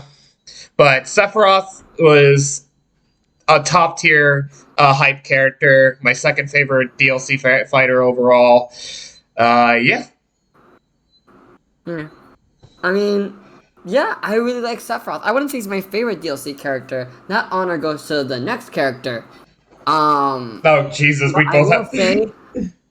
I will say though, I loved Sephiroth's inclusion. I loved his trailer. I love that it used the meme of Mario dying. Like you see Sephiroth just stab Mario, and then you see the little silhouette, and you're like, oh my god, Sephiroth killed Mario, and then you see he just fucking went through his overall strap. And then when he clashes with Cloud and then just whips his sword, and then you see just Mario flying towards the screen. Like, it is so funny. It is amazing. No, that, but like even having the trailer, just having Sephiroth and Cloud fight again, you know, like it was a fun time, honest to God. And also the reveal that they changed the final smash for Cloud. Oh yeah, they have Omni Slash. Advent Children costumes, which references Omni Slash version 5. Yeah. That was pretty cool. But Sephiroth is amazing addition, honestly. But before we move on to the next character, I have to make one correction marker. Yeah. Steve literally crashed Twitter. Like that's why I say he broke Twitter. Like, yeah, I'm not joking. He literally crashed it. His entire inclusion, like, you know, broke Twitter for a whole day. Literally, I am not joking. He broke Twitter. No, I believe you.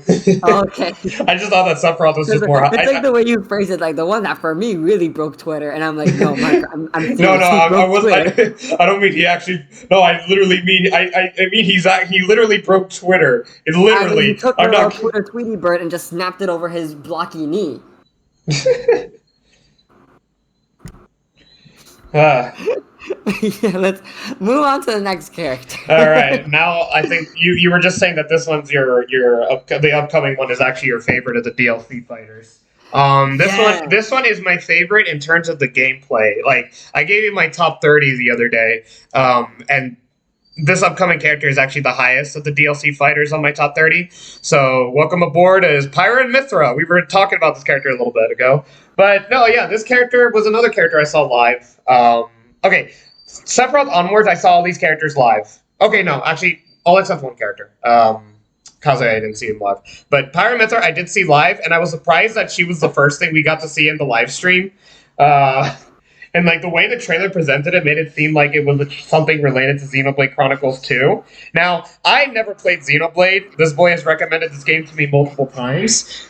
However, when I saw that Rex wasn't going to be the inclusion and instead we got Pyra and Mythra, I was like, okay, I like this girl. We were seeing some Pyra stuff. Like, I like this girl. Like, she looks fun to play. And then Mythra came. And I've never been so in love with a character in my life. I could honestly see why you would love Mythra as a character. That's why I recommend Xenoblade Chronicles 2 to you so much. Literally just for the story.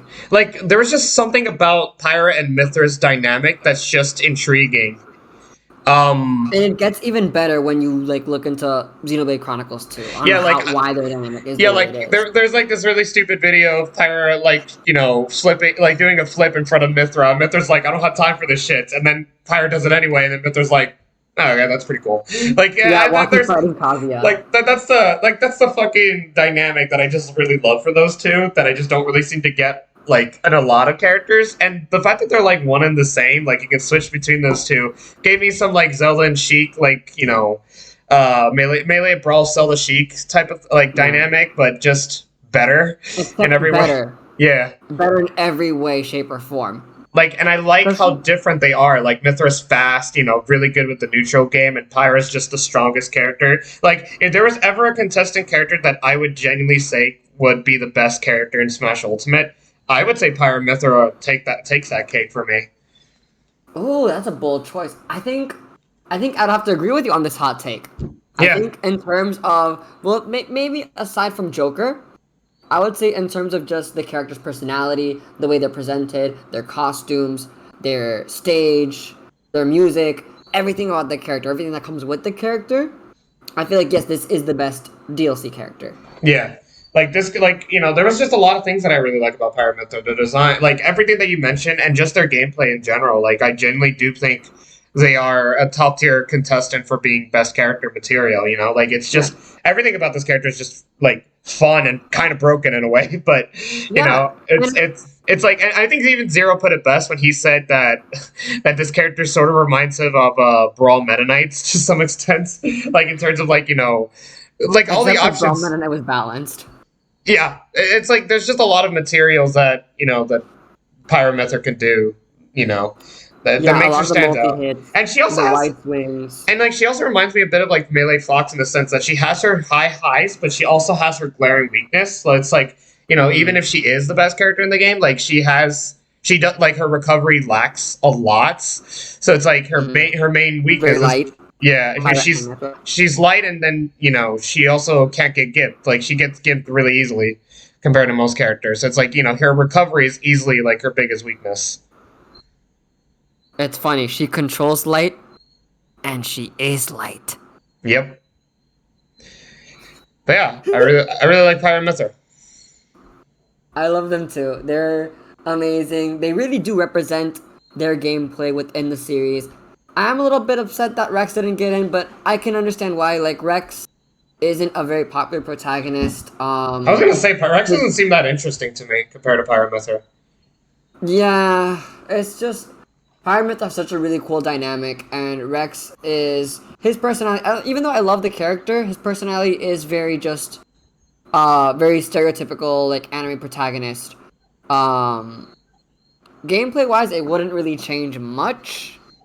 But it's definitely a lot more unique because it's Pyra and Mythra. Like, granted, it doesn't accurately represent Xenoblade Chronicles 2 because, the way that the story works, I have to explain some aspects of it. So, first, there are these people called drivers. These are people who control what are called blades. These are beings that have weapons with them, and they grant their drivers powers, but they have to be awakened, by a driver.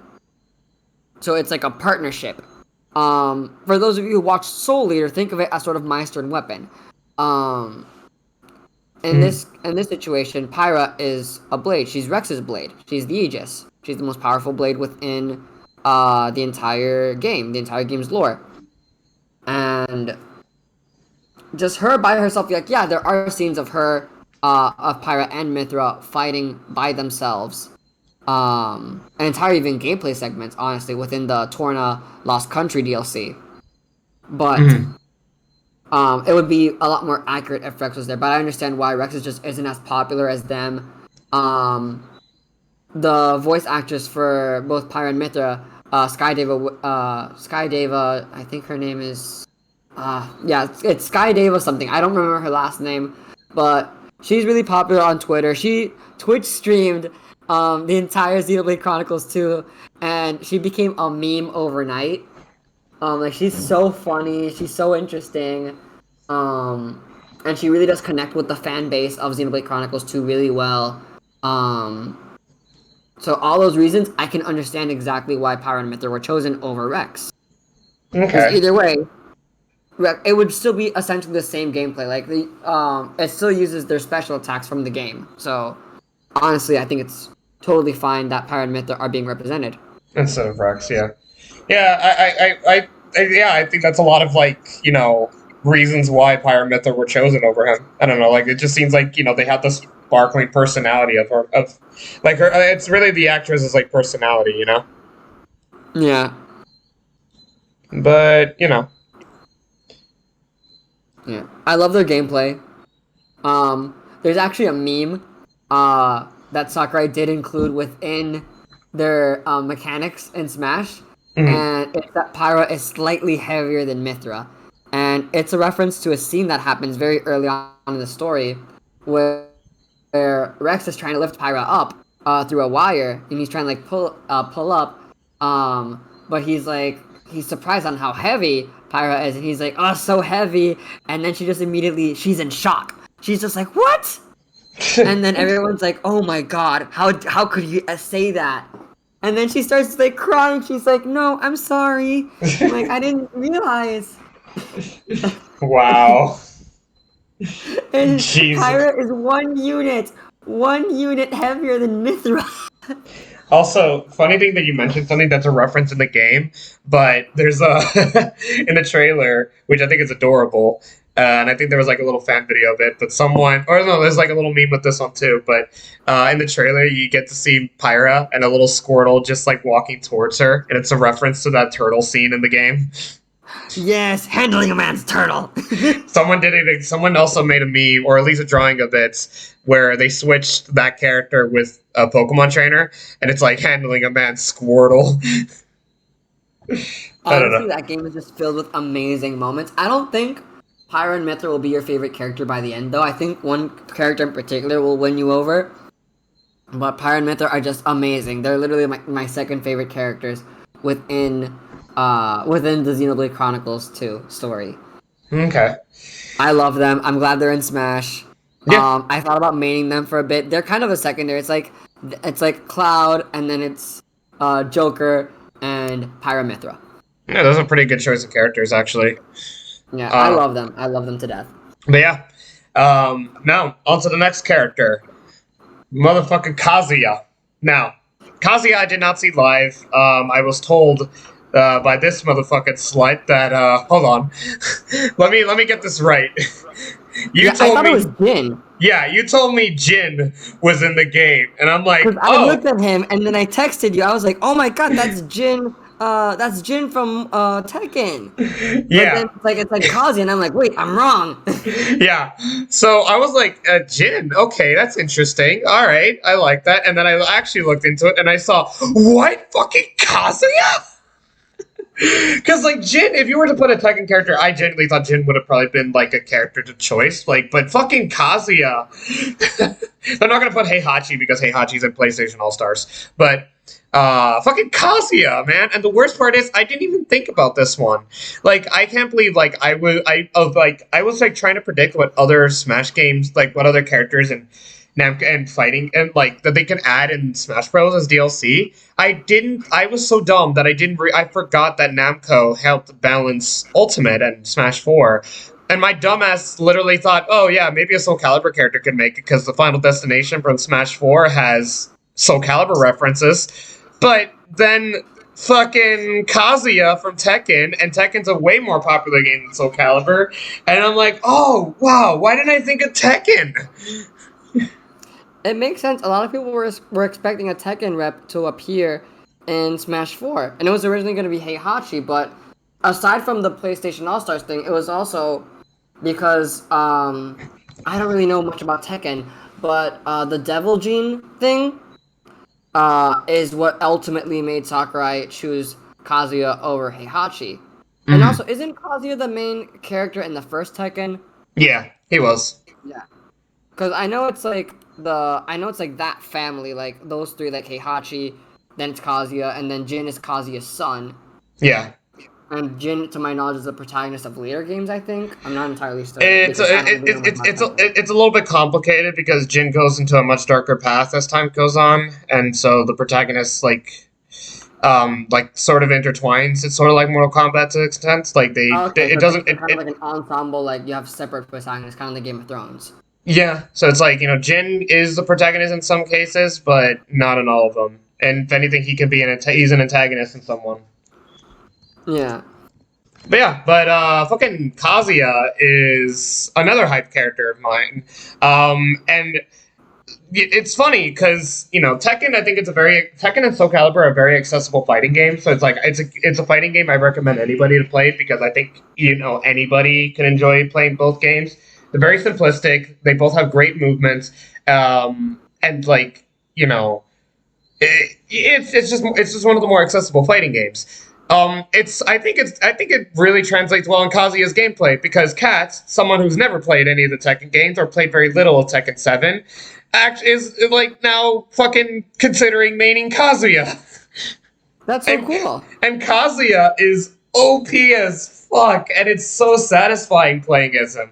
Like, I only recently just added him in my top 30 because I played him once, like, against Alec and Kat, and he was so satisfying to play as. And it's like, he was like, anytime you land a good fucking punch on your opponents, like, it is the most satisfying thing. Like, to me, he seems more powerful than fucking Ganondorf. And I don't know, like he has a lot of tools. His zoning kits, which is his laser, is ridiculous as well. He's just a very fucking powerful character, but so satisfying to play as. I don't know, and he's a character I recommend playing because it's not really that hard to use.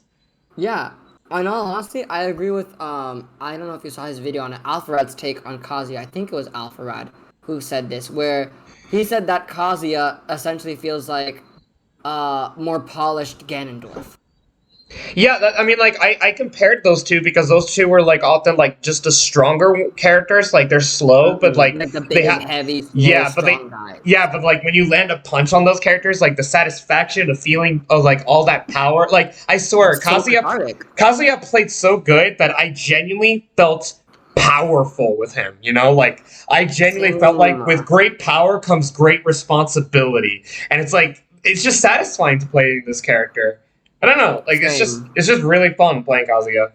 And again, like I recommend playing this character a lot because it's like, you know, big time because he's not difficult to use. He's a very accessible character to utilize. I think one could have a much better time with this character than even Terry, to be honest. Yeah, I think it's either between him. I'm more leaning towards Kazuya being the more accessible Shoto. I think using like that archetype, but that's what the Smash community calls it, like the Shoto characters, the ones with fighting game mechanics. No, I know what you mean by the Shotos, you know. I feel like they should be called Rekka Fighters more because, to my knowledge, like that's what Rekka Fighters are in fighting games, like fighting game characters that have lots of inputs. But that's neither here nor there. That's just being pedantic, you know. I mean, I know what you mean. What you're trying to say with Shotos. I mean, I only really identify Shotos with the Street Fighter characters, but like within your definition, like I know what you're trying to talk about, like Ryuken, Terry, and Kazuya. But I think Kazuya is the most fun of the three. Okay, four. Sorry, Ryu counts too. But like, well, okay. I think Kazuya is the one that I recommend the most, but Terry's the one I had the most fun with. But Kazuya is very satisfying to play as. I'm not that big on Tekken, but you know, at least I can. But like Kazuya, I knew enough about Tekken to really get excited for Kazuya. Yeah, same. Honestly, it's made me look into Tekken. Like this is what Smash Bros. does with certain characters, is that you play as them and you're like, wow, I want to know more about this character, and it gets you to look into their series.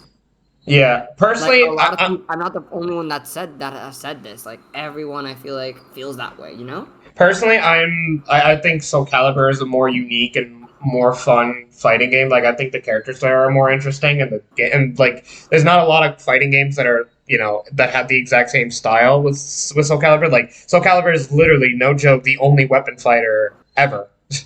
Like the rest of them are literally the same, like in terms of like the fighting game trajectory. So that's why I'm mostly like more so biased towards Soul Calibur over Tekken. But Tekken's pretty fun. Like you'll have a good time with Tekken. Tekken I think has the best movement out of all the fighting games too. You'll get, so if you like movement, if movement is what gets you going on video games in general, or especially fighting games, then I genuinely recommend Tekken as the main fighting game. Like it has some of the better movements out of all the fighting games. I mean, correct me if I'm wrong, isn't Tekken like the pioneer of like 3D fighting games?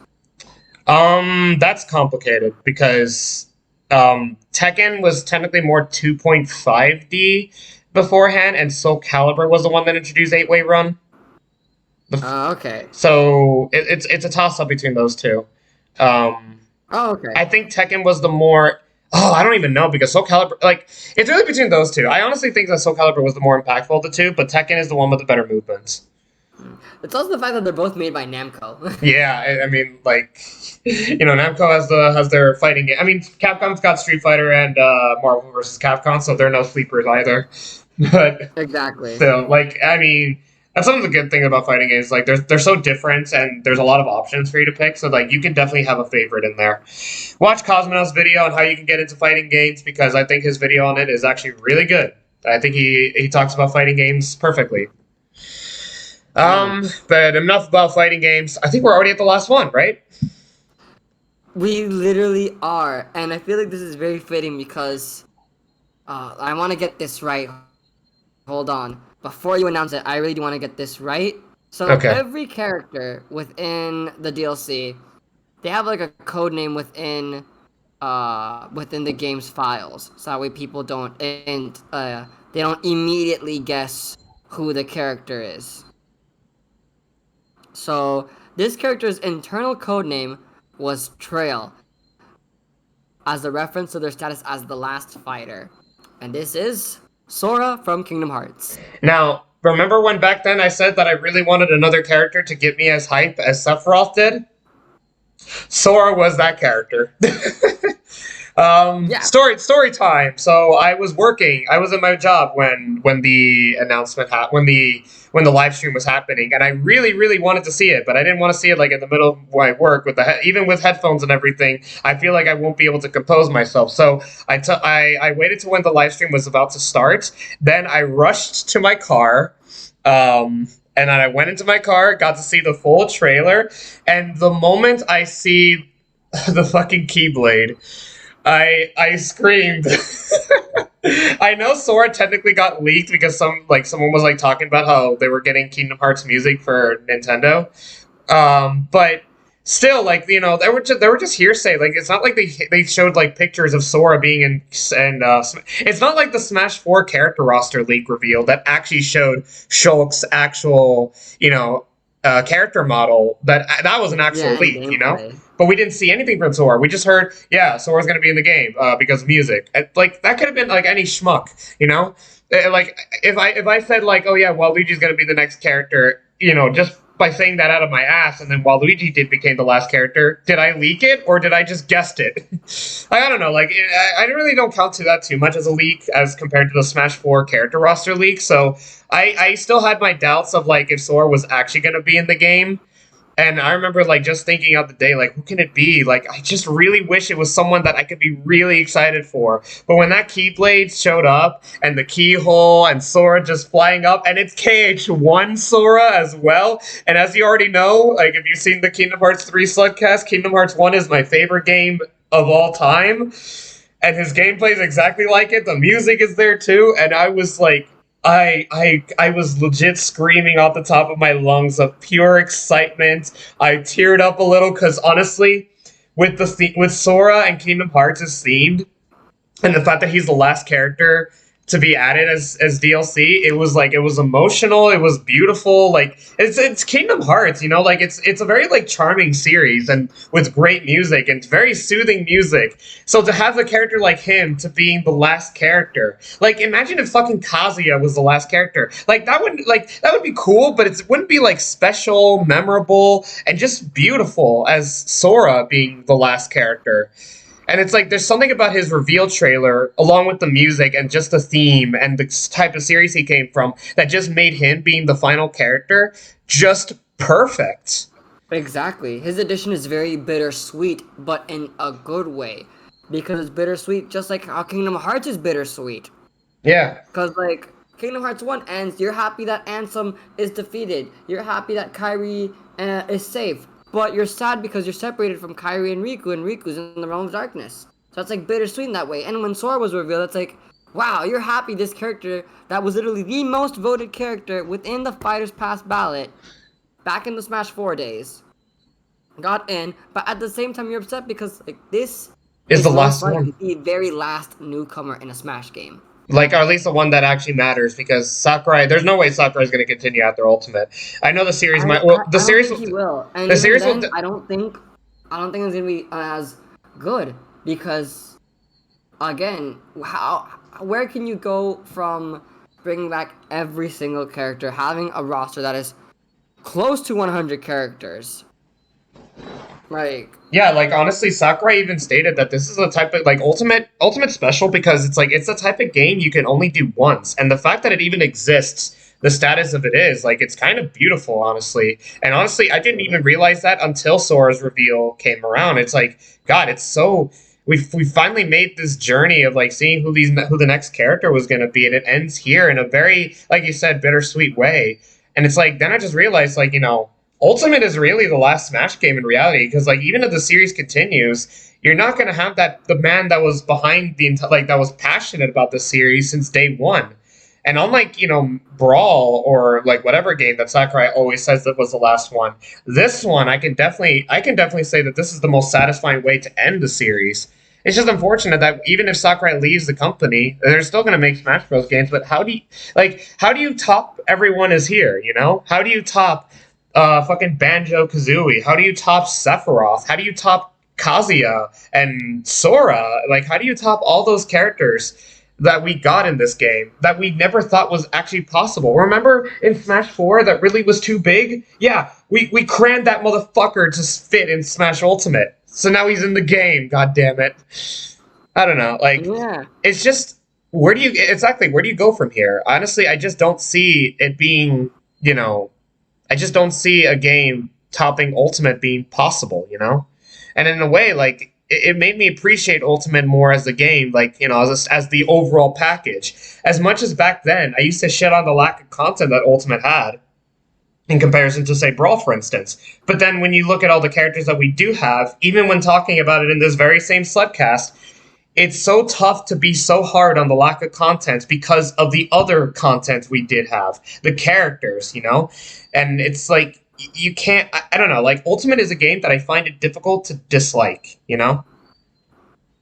Or impossible to properly criticize, because with a roster this big, with the characters that are chosen...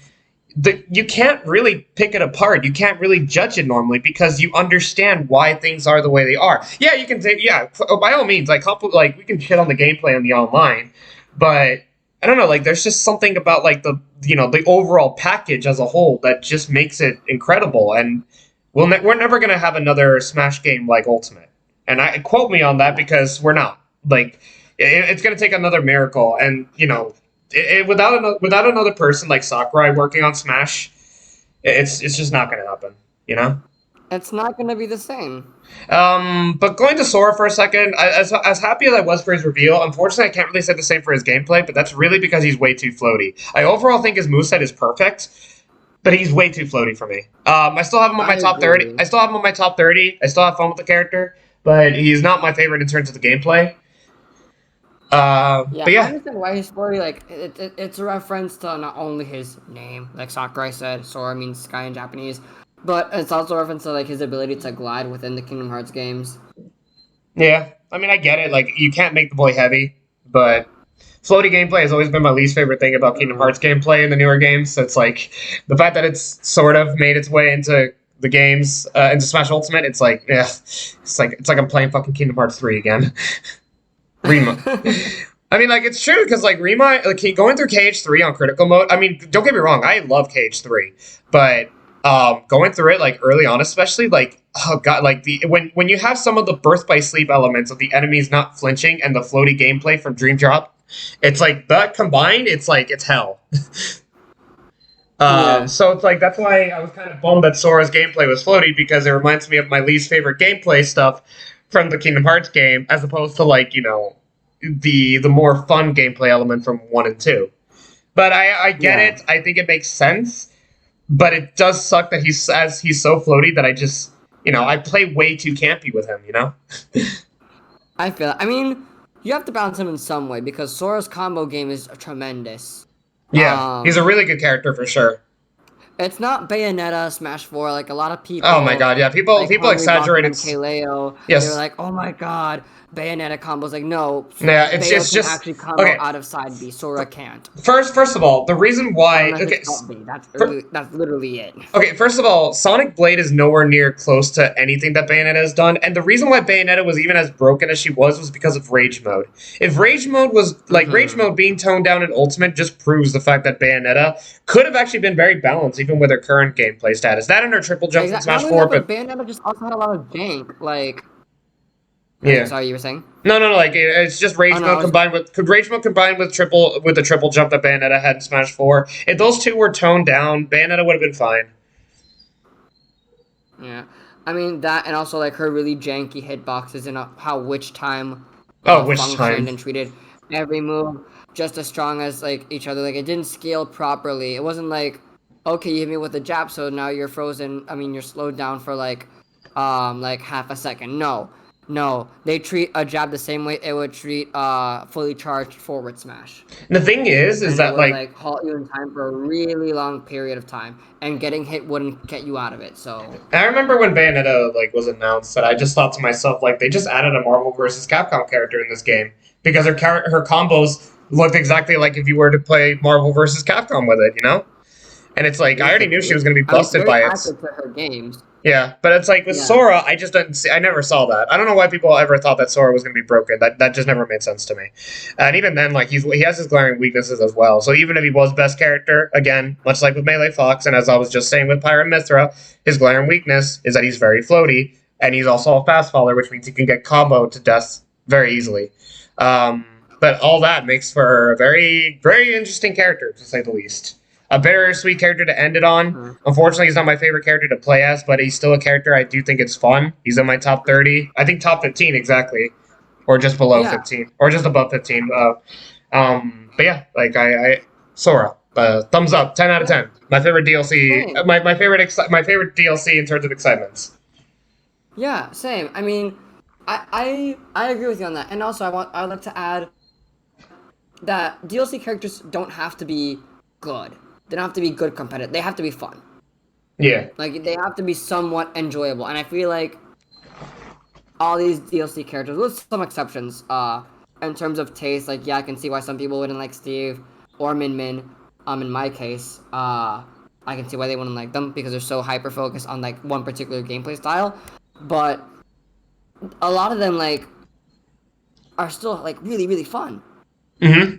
Yeah, I would say a good and they're portion of well these characters are. balanced, which is so much better than how it was in Smash, and Smash 4 because you had Mewtwo who at the beginning was just not good, Yeah. and then he got his speed buff and became good. Roy was just okay.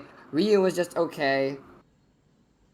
Lucas was just okay, just a slightly better version of his Brawl iteration. And then Corrin was just like high mid tier, if I'm not mistaken. Nah, Core was And pretty then good. just Cloud and Bayonetta were just the king and queen of Smash Brothers. Yeah. Smash Bros. 4. Core was pretty good. Yeah, Corrin, if I'm not mistaken, was like a high mid tier. Yeah, like he was like I think he was like one of the better. Yeah, I think he was like one of the better high tier characters, but not like Yeah. broken, but like a really solid character. Probably, I think Marth might actually be the best of the Fire Emblem characters at the time, but Corrin is like a close second.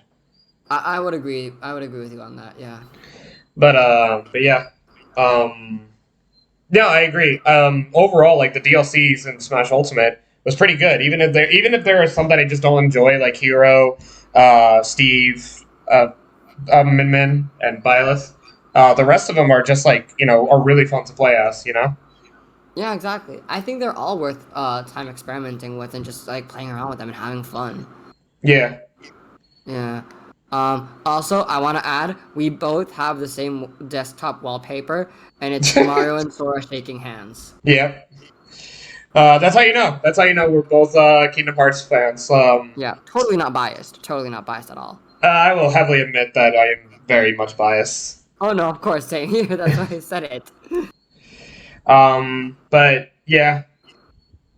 Bittersweet way to end the DLC lineup with the character that's part of your favorite game. I mean, KH2 like is your second favorite game. Like, if you didn't have that special attachment towards Brawl, I think we could both agree that your favorite game would have definitely been Kingdom Hearts 2. Yeah, yeah, I would say so because it really got me into the Kingdom Hearts franchise, and it also introduced me to like one of my most favorite video game characters of all time, which is Roxas. Yeah. Yeah, I honestly I would say Sora's probably up there as being one of my favorite gaming characters because like with the excitement that I felt that day, that on that reveal trailer, like there's no fucking way I would not have that attachment towards Sora. Yeah, same.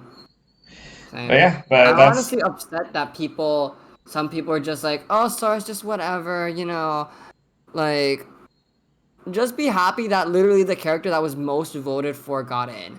yeah. Like, yeah, you don't have to be like ecstatic, you don't have to be like woohoo, but at least acknowledge like the effort that Sakura had to go through probably to get Sora in Smash Bros. To get fucking Disney of all companies. Yeah, Because I'm very Disney owns the rights impressed. to Sora. I'm very impressed that they managed to get like Sora from Disney of all companies. You know, like Exactly. that has to be annoying.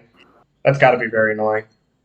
And hella expensive. Like, this Yeah, has to be easily the most expensive DLC character. it was so In terms expensive. of, like, the production of it and how much Sakurai must have spent on it, you It know? was he was so expensive that fucking Nintendo had to do the N64 expansion shit and overprice that shit, as well as having to cooperate with fucking Panda Global to actually suck the competitive scene's dick because they need the money now.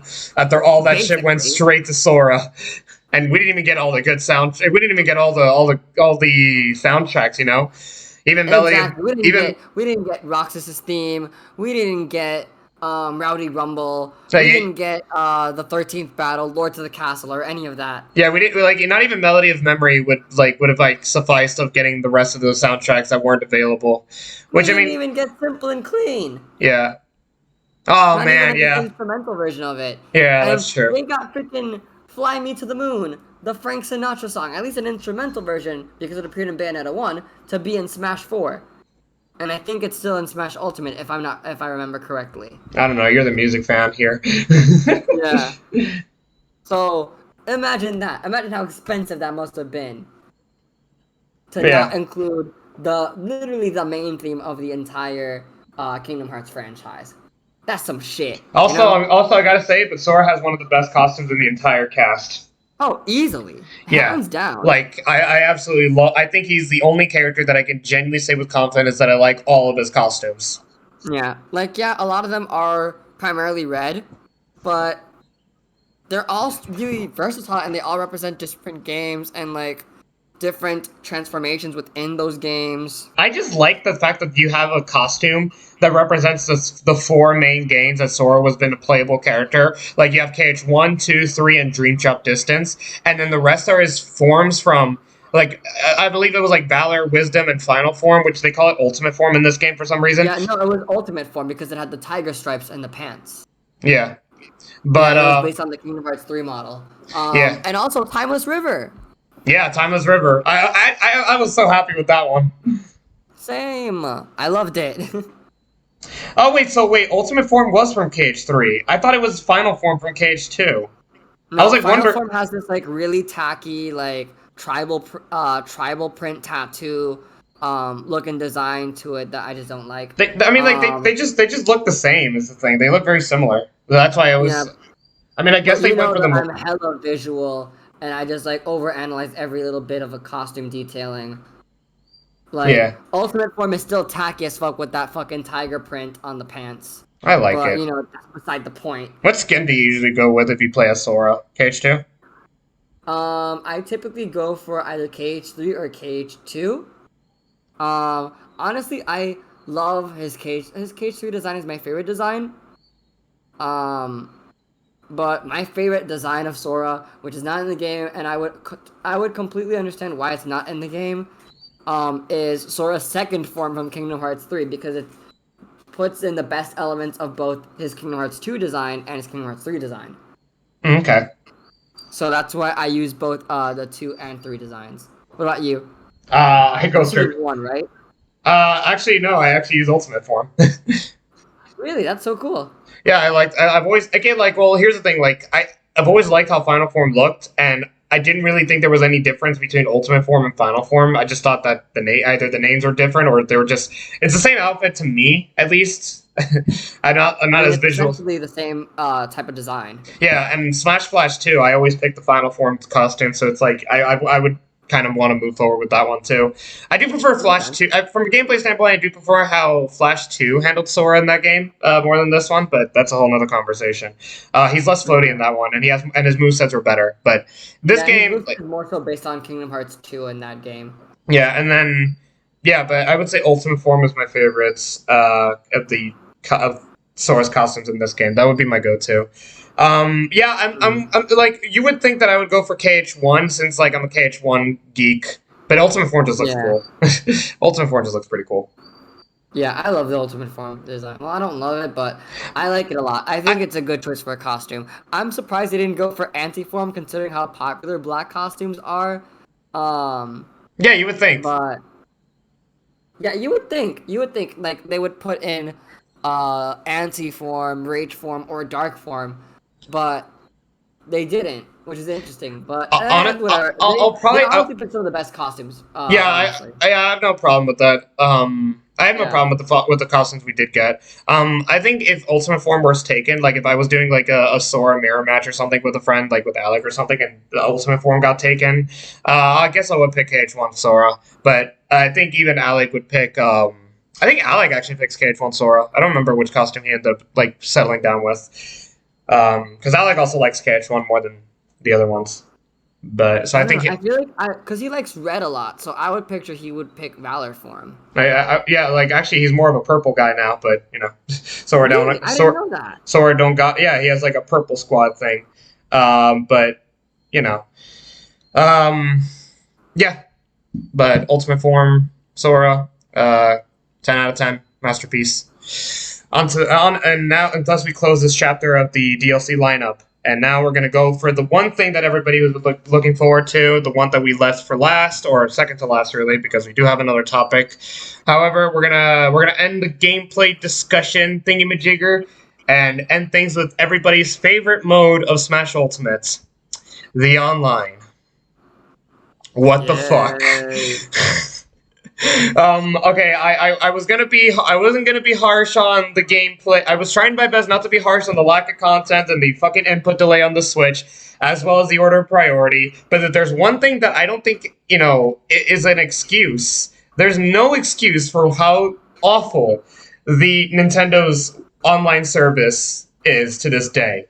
And it shows the It's most in Smash completely Ultimate. dated. Yeah, it's extremely dated. It's 1998 in their case. Like, I remember when we found out that Windows 98's, like, the Windows 98 server was what they were running, and I'm like, like, Alec and I were just laughing our asses off.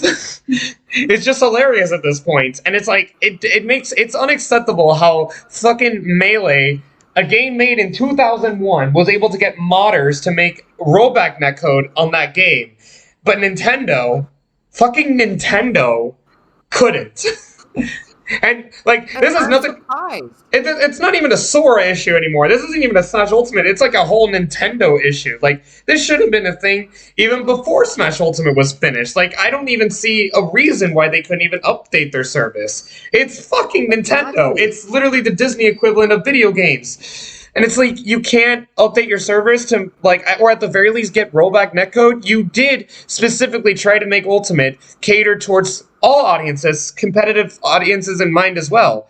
So why is it your online is one of the worst online experiences ever? Like I know a lot of people like defense is that well at least it's not like Brawl level bad, and I'm like Brawl was a game made in 2008 on the motherfucking Wii.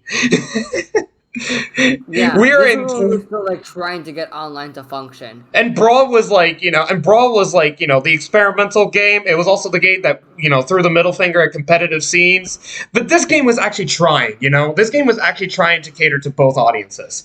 The Yeah. online being as horrendous as it is, it's not acceptable. And there's even more problems with it than just the online itself. The matchmaking, like the preferred rules mean fuck all sometimes. Like ever jumped into a quick play game and then you have your preferred rules to 3 stocks, fucking battlefield forms only, no items. Like, okay, like that's solid. That should be the rules that you should be paired up with someone that has a similar rule sets to that, or if not the outright the same. But even in Zero's most recent video, he played online and he even said, "I swear I put preferred rules." And they had fucking he's like, it was in 3 stocks, maybe Omega stages because it was a flat stage that he was playing on, no items. And then in his match, they had fucking Final Smash and Smash meters, and it's like the fuck. It's like this. I noticed that problem when the game came out. I was willing to give it the benefit of the doubt on launch. But at this point, when the game already got its final update, now you're just pulling my ball sacks here. Exactly, and you would think with Nintendo's online like paid service that it would be better, like that they would be okay using this money to like better the online service, but it's still shit. It's still horrible, and it's still completely inexcusable. Like I don't like using like the current year as an argument, But it's 2021. Like, You we're kind not of in do the need Wii to. days You anymore, kind where yeah. online is a new concept. Like, You kind of do need it's to been use the over a year thing. decade now. Like, get this shit done already. You kind of do need to use the year excuse thing because in an era where like you can name like 60 other fighting games with better online netcode that you would much rather play than Smash Ultimate's horrendous netcode.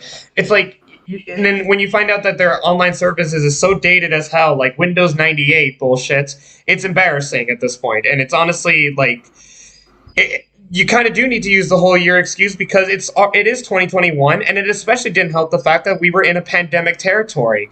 So like during COVID, I almost barely touched Ultimates, and it's like, and I think to myself like, what? This is also part of the reason why I was harsher with Ultimate with the lack of content, because at the time when we were in COVID territory, Byleth was the most recent character, and then Min Min got announced not too long later. So at that point, I was like, what's the point of me actually really playing this game if I don't really particularly like a lot of the things. Like, this is when the technical side, such as the input delay, the order priority came into fruition, and this when the online was just terrible. And it's like I would much rather play literally any other game. I spent most of my COVID days like just playing Overwatch really, and it's like I wish I could have invested more time in Ultimate, but the online is not really giving me a reason to it. The input delay, the game's lack of response just didn't give me a reason to ever really want to play Ultimate personally. And it's like, it's depressing, And it's like, I know I was saying like, this Ultimate is like a beautiful game at the end of the day, like the overall package is really good, but goddamn, is like the online genuinely the worst thing about this game. It's like already combined with. It's not necessarily a fault on Nintendo. On Smash Bros. It's a fault on Nintendo. I was gonna say, like, motherfucker, and whose fault is it then if it's not Nintendo's? Yours. Well, shit. I guess I should just die. Yeah. See, maybe. I don't know, but like, put that out of context. I don't know, but like Smash Ultimate, the fucking online, and then. Another thing that I think is discouraging, and I think it's just stupid how they handle Elite Smash.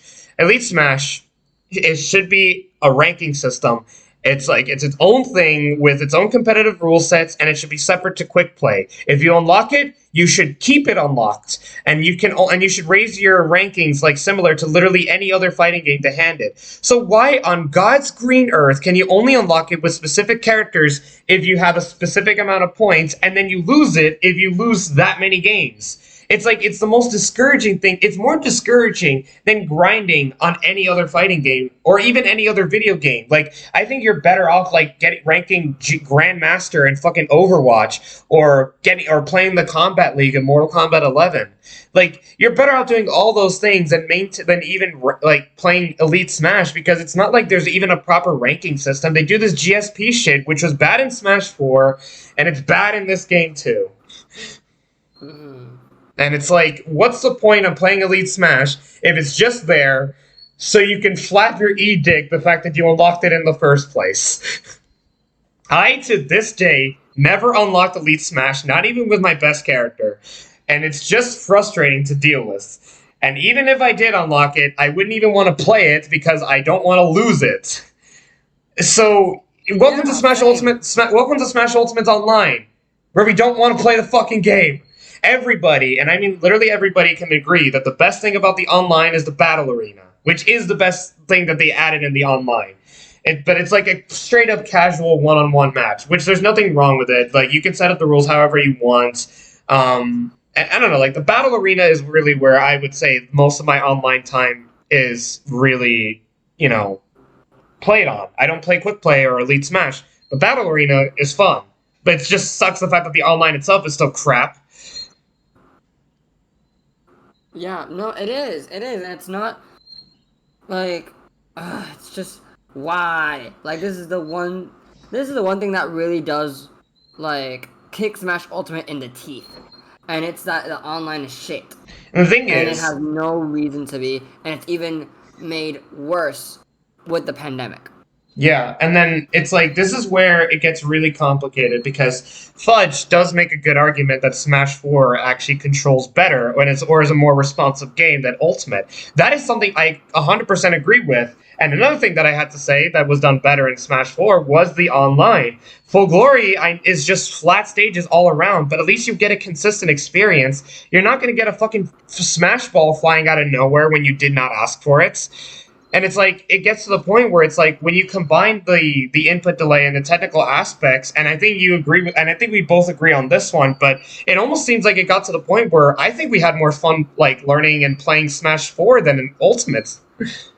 Like I agree. the online was honestly the reason why I stopped playing Ultimate for a good period of time. Like I quit playing the game. I quit the game even quicker than Smash 4 actually. For me, it was that and the Joy-Con drift. Like I hated playing online because I would miss input so much based on Joy-Con drift, and it would also take forever for my input. Like the input delay would just take forever, and it's just unreasonable. It's Yeah. absolutely unreasonable that the next gen console has worse controls than the previous one. Yeah, it's just weird. Like it's we all shit. It makes no sense whatsoever. We all shit on the online. We all shit on the Wii U as a console as a whole. But lately, we've even been seeing more reasons to even own a Wii U still, even with the Switch, because the Switch doesn't have virtual consoles. The Switch has this stupid expansion shit that you have to pay monthly for, and it's like I don't know. And then the Switch has input delay, but the Wii U, especially Smash 4, is a more responsive game. This is weird. Yeah.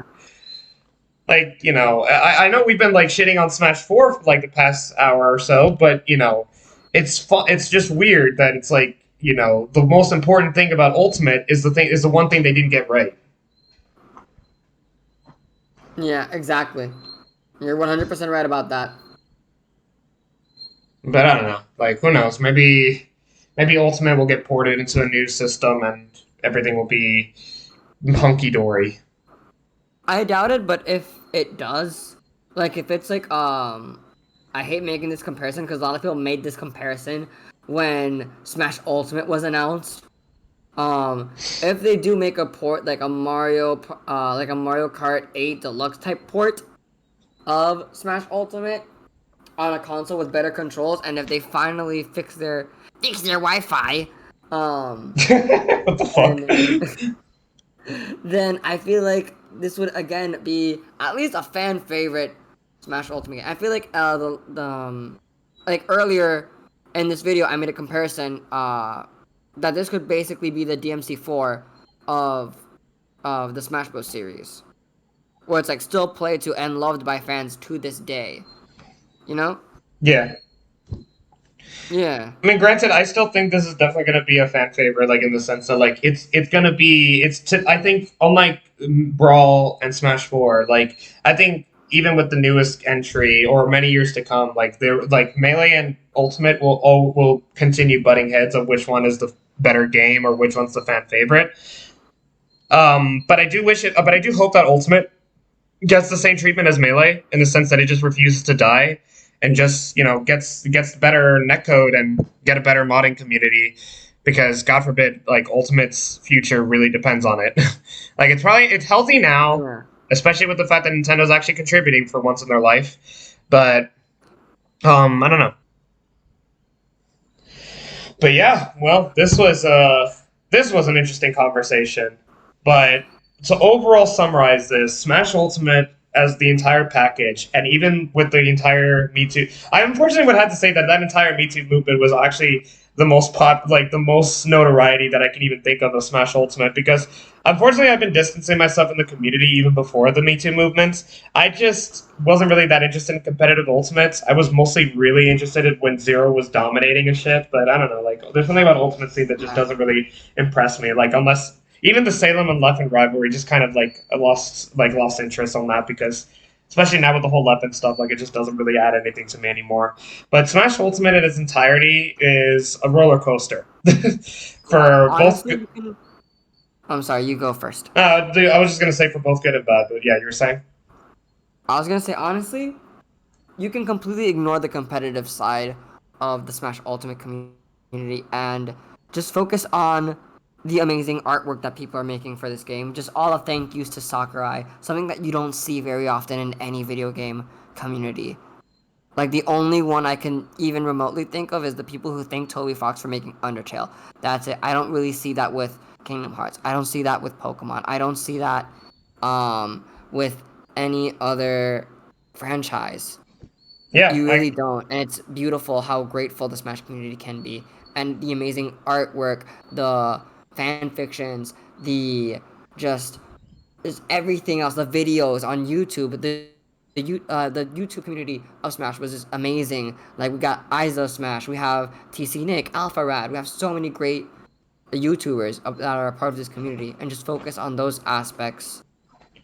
The competitive scene is, it's a shit show. yeah. It's a shit show. But no, but it's an honest to god roller coaster, and honestly, I wouldn't think about bringing this series back in any other way than talking about the game that literally started this entire series in the first place. I cannot believe it's been fucking 4 years since the first SlutCast. I think so. 3 years ago, actually, because it was April 2018. But still, like, I was still living in New York. Like, it was like I felt like we were talking through Skype, not Discord. Yeah. It's amazing how a lot has changed, and we didn't even know the title of it yet. Like, we were calling it Super Smash Bros. Switch, but yeah, Ultimate is a series of roller coasters, and honestly, it's a game. Like, I do have to say my thank yous to Sakurai, because he was the passionate person behind it. Like, he was there since the original. There's like I don't think there'll ever be another series like Smash Bros. Or I don't think there'll ever be another game where like that can ever top Ultimates. Like, I feel like that's the perfect conclusion to end on. And with everything, just thank you, Sakurai, like, for literally everything. And yeah, thank you, Sakurai, from the bottom of our hearts. And I honestly just, I'll definitely play the next game, but it's just not going to be the same. It's like, I feel like we're going to see a repeat with Star Wars, or, I don't know, where it's like, you don't have the creative mind behind it, so it's like, it's just not the same. Yeah. Sorry, I got heated. No, it's a touch. It was a personal subject. I mean, like, before we even started, like, I was kind of nervous with how I wanted to start that conversation. It didn't see. It was, but we got our voices out. We vented. We expressed ourselves, and I don't regret it. Me either. I don't regret it either. But thank you guys for watching. Thank you all very much for watching the return of the SlutCast. I hope you all enjoyed it. Next time, don't worry, we won't be talking about anything controversial. We're moving on to bigger and better things. We got lots of stuff coming out soon. We got the Diamond and Pearl remakes that just came out, as well as Legends Arceus. Spider-Man No Way Home is the hypest thing at the moment. There's going to be a lot of things we're going to be talking about moving forward. Yeah. So subscribe to XMARC. I welcome the SlutCast back to its true form, and thank fuck, because this is actually one of the bigger series that I really miss doing. It's been way too long, and it's back. It's officially fucking back. So with that being said, sluts, thank you very much for watching, and I'll see you guys in the next video. Later, sluts. Later, sluts, indeed.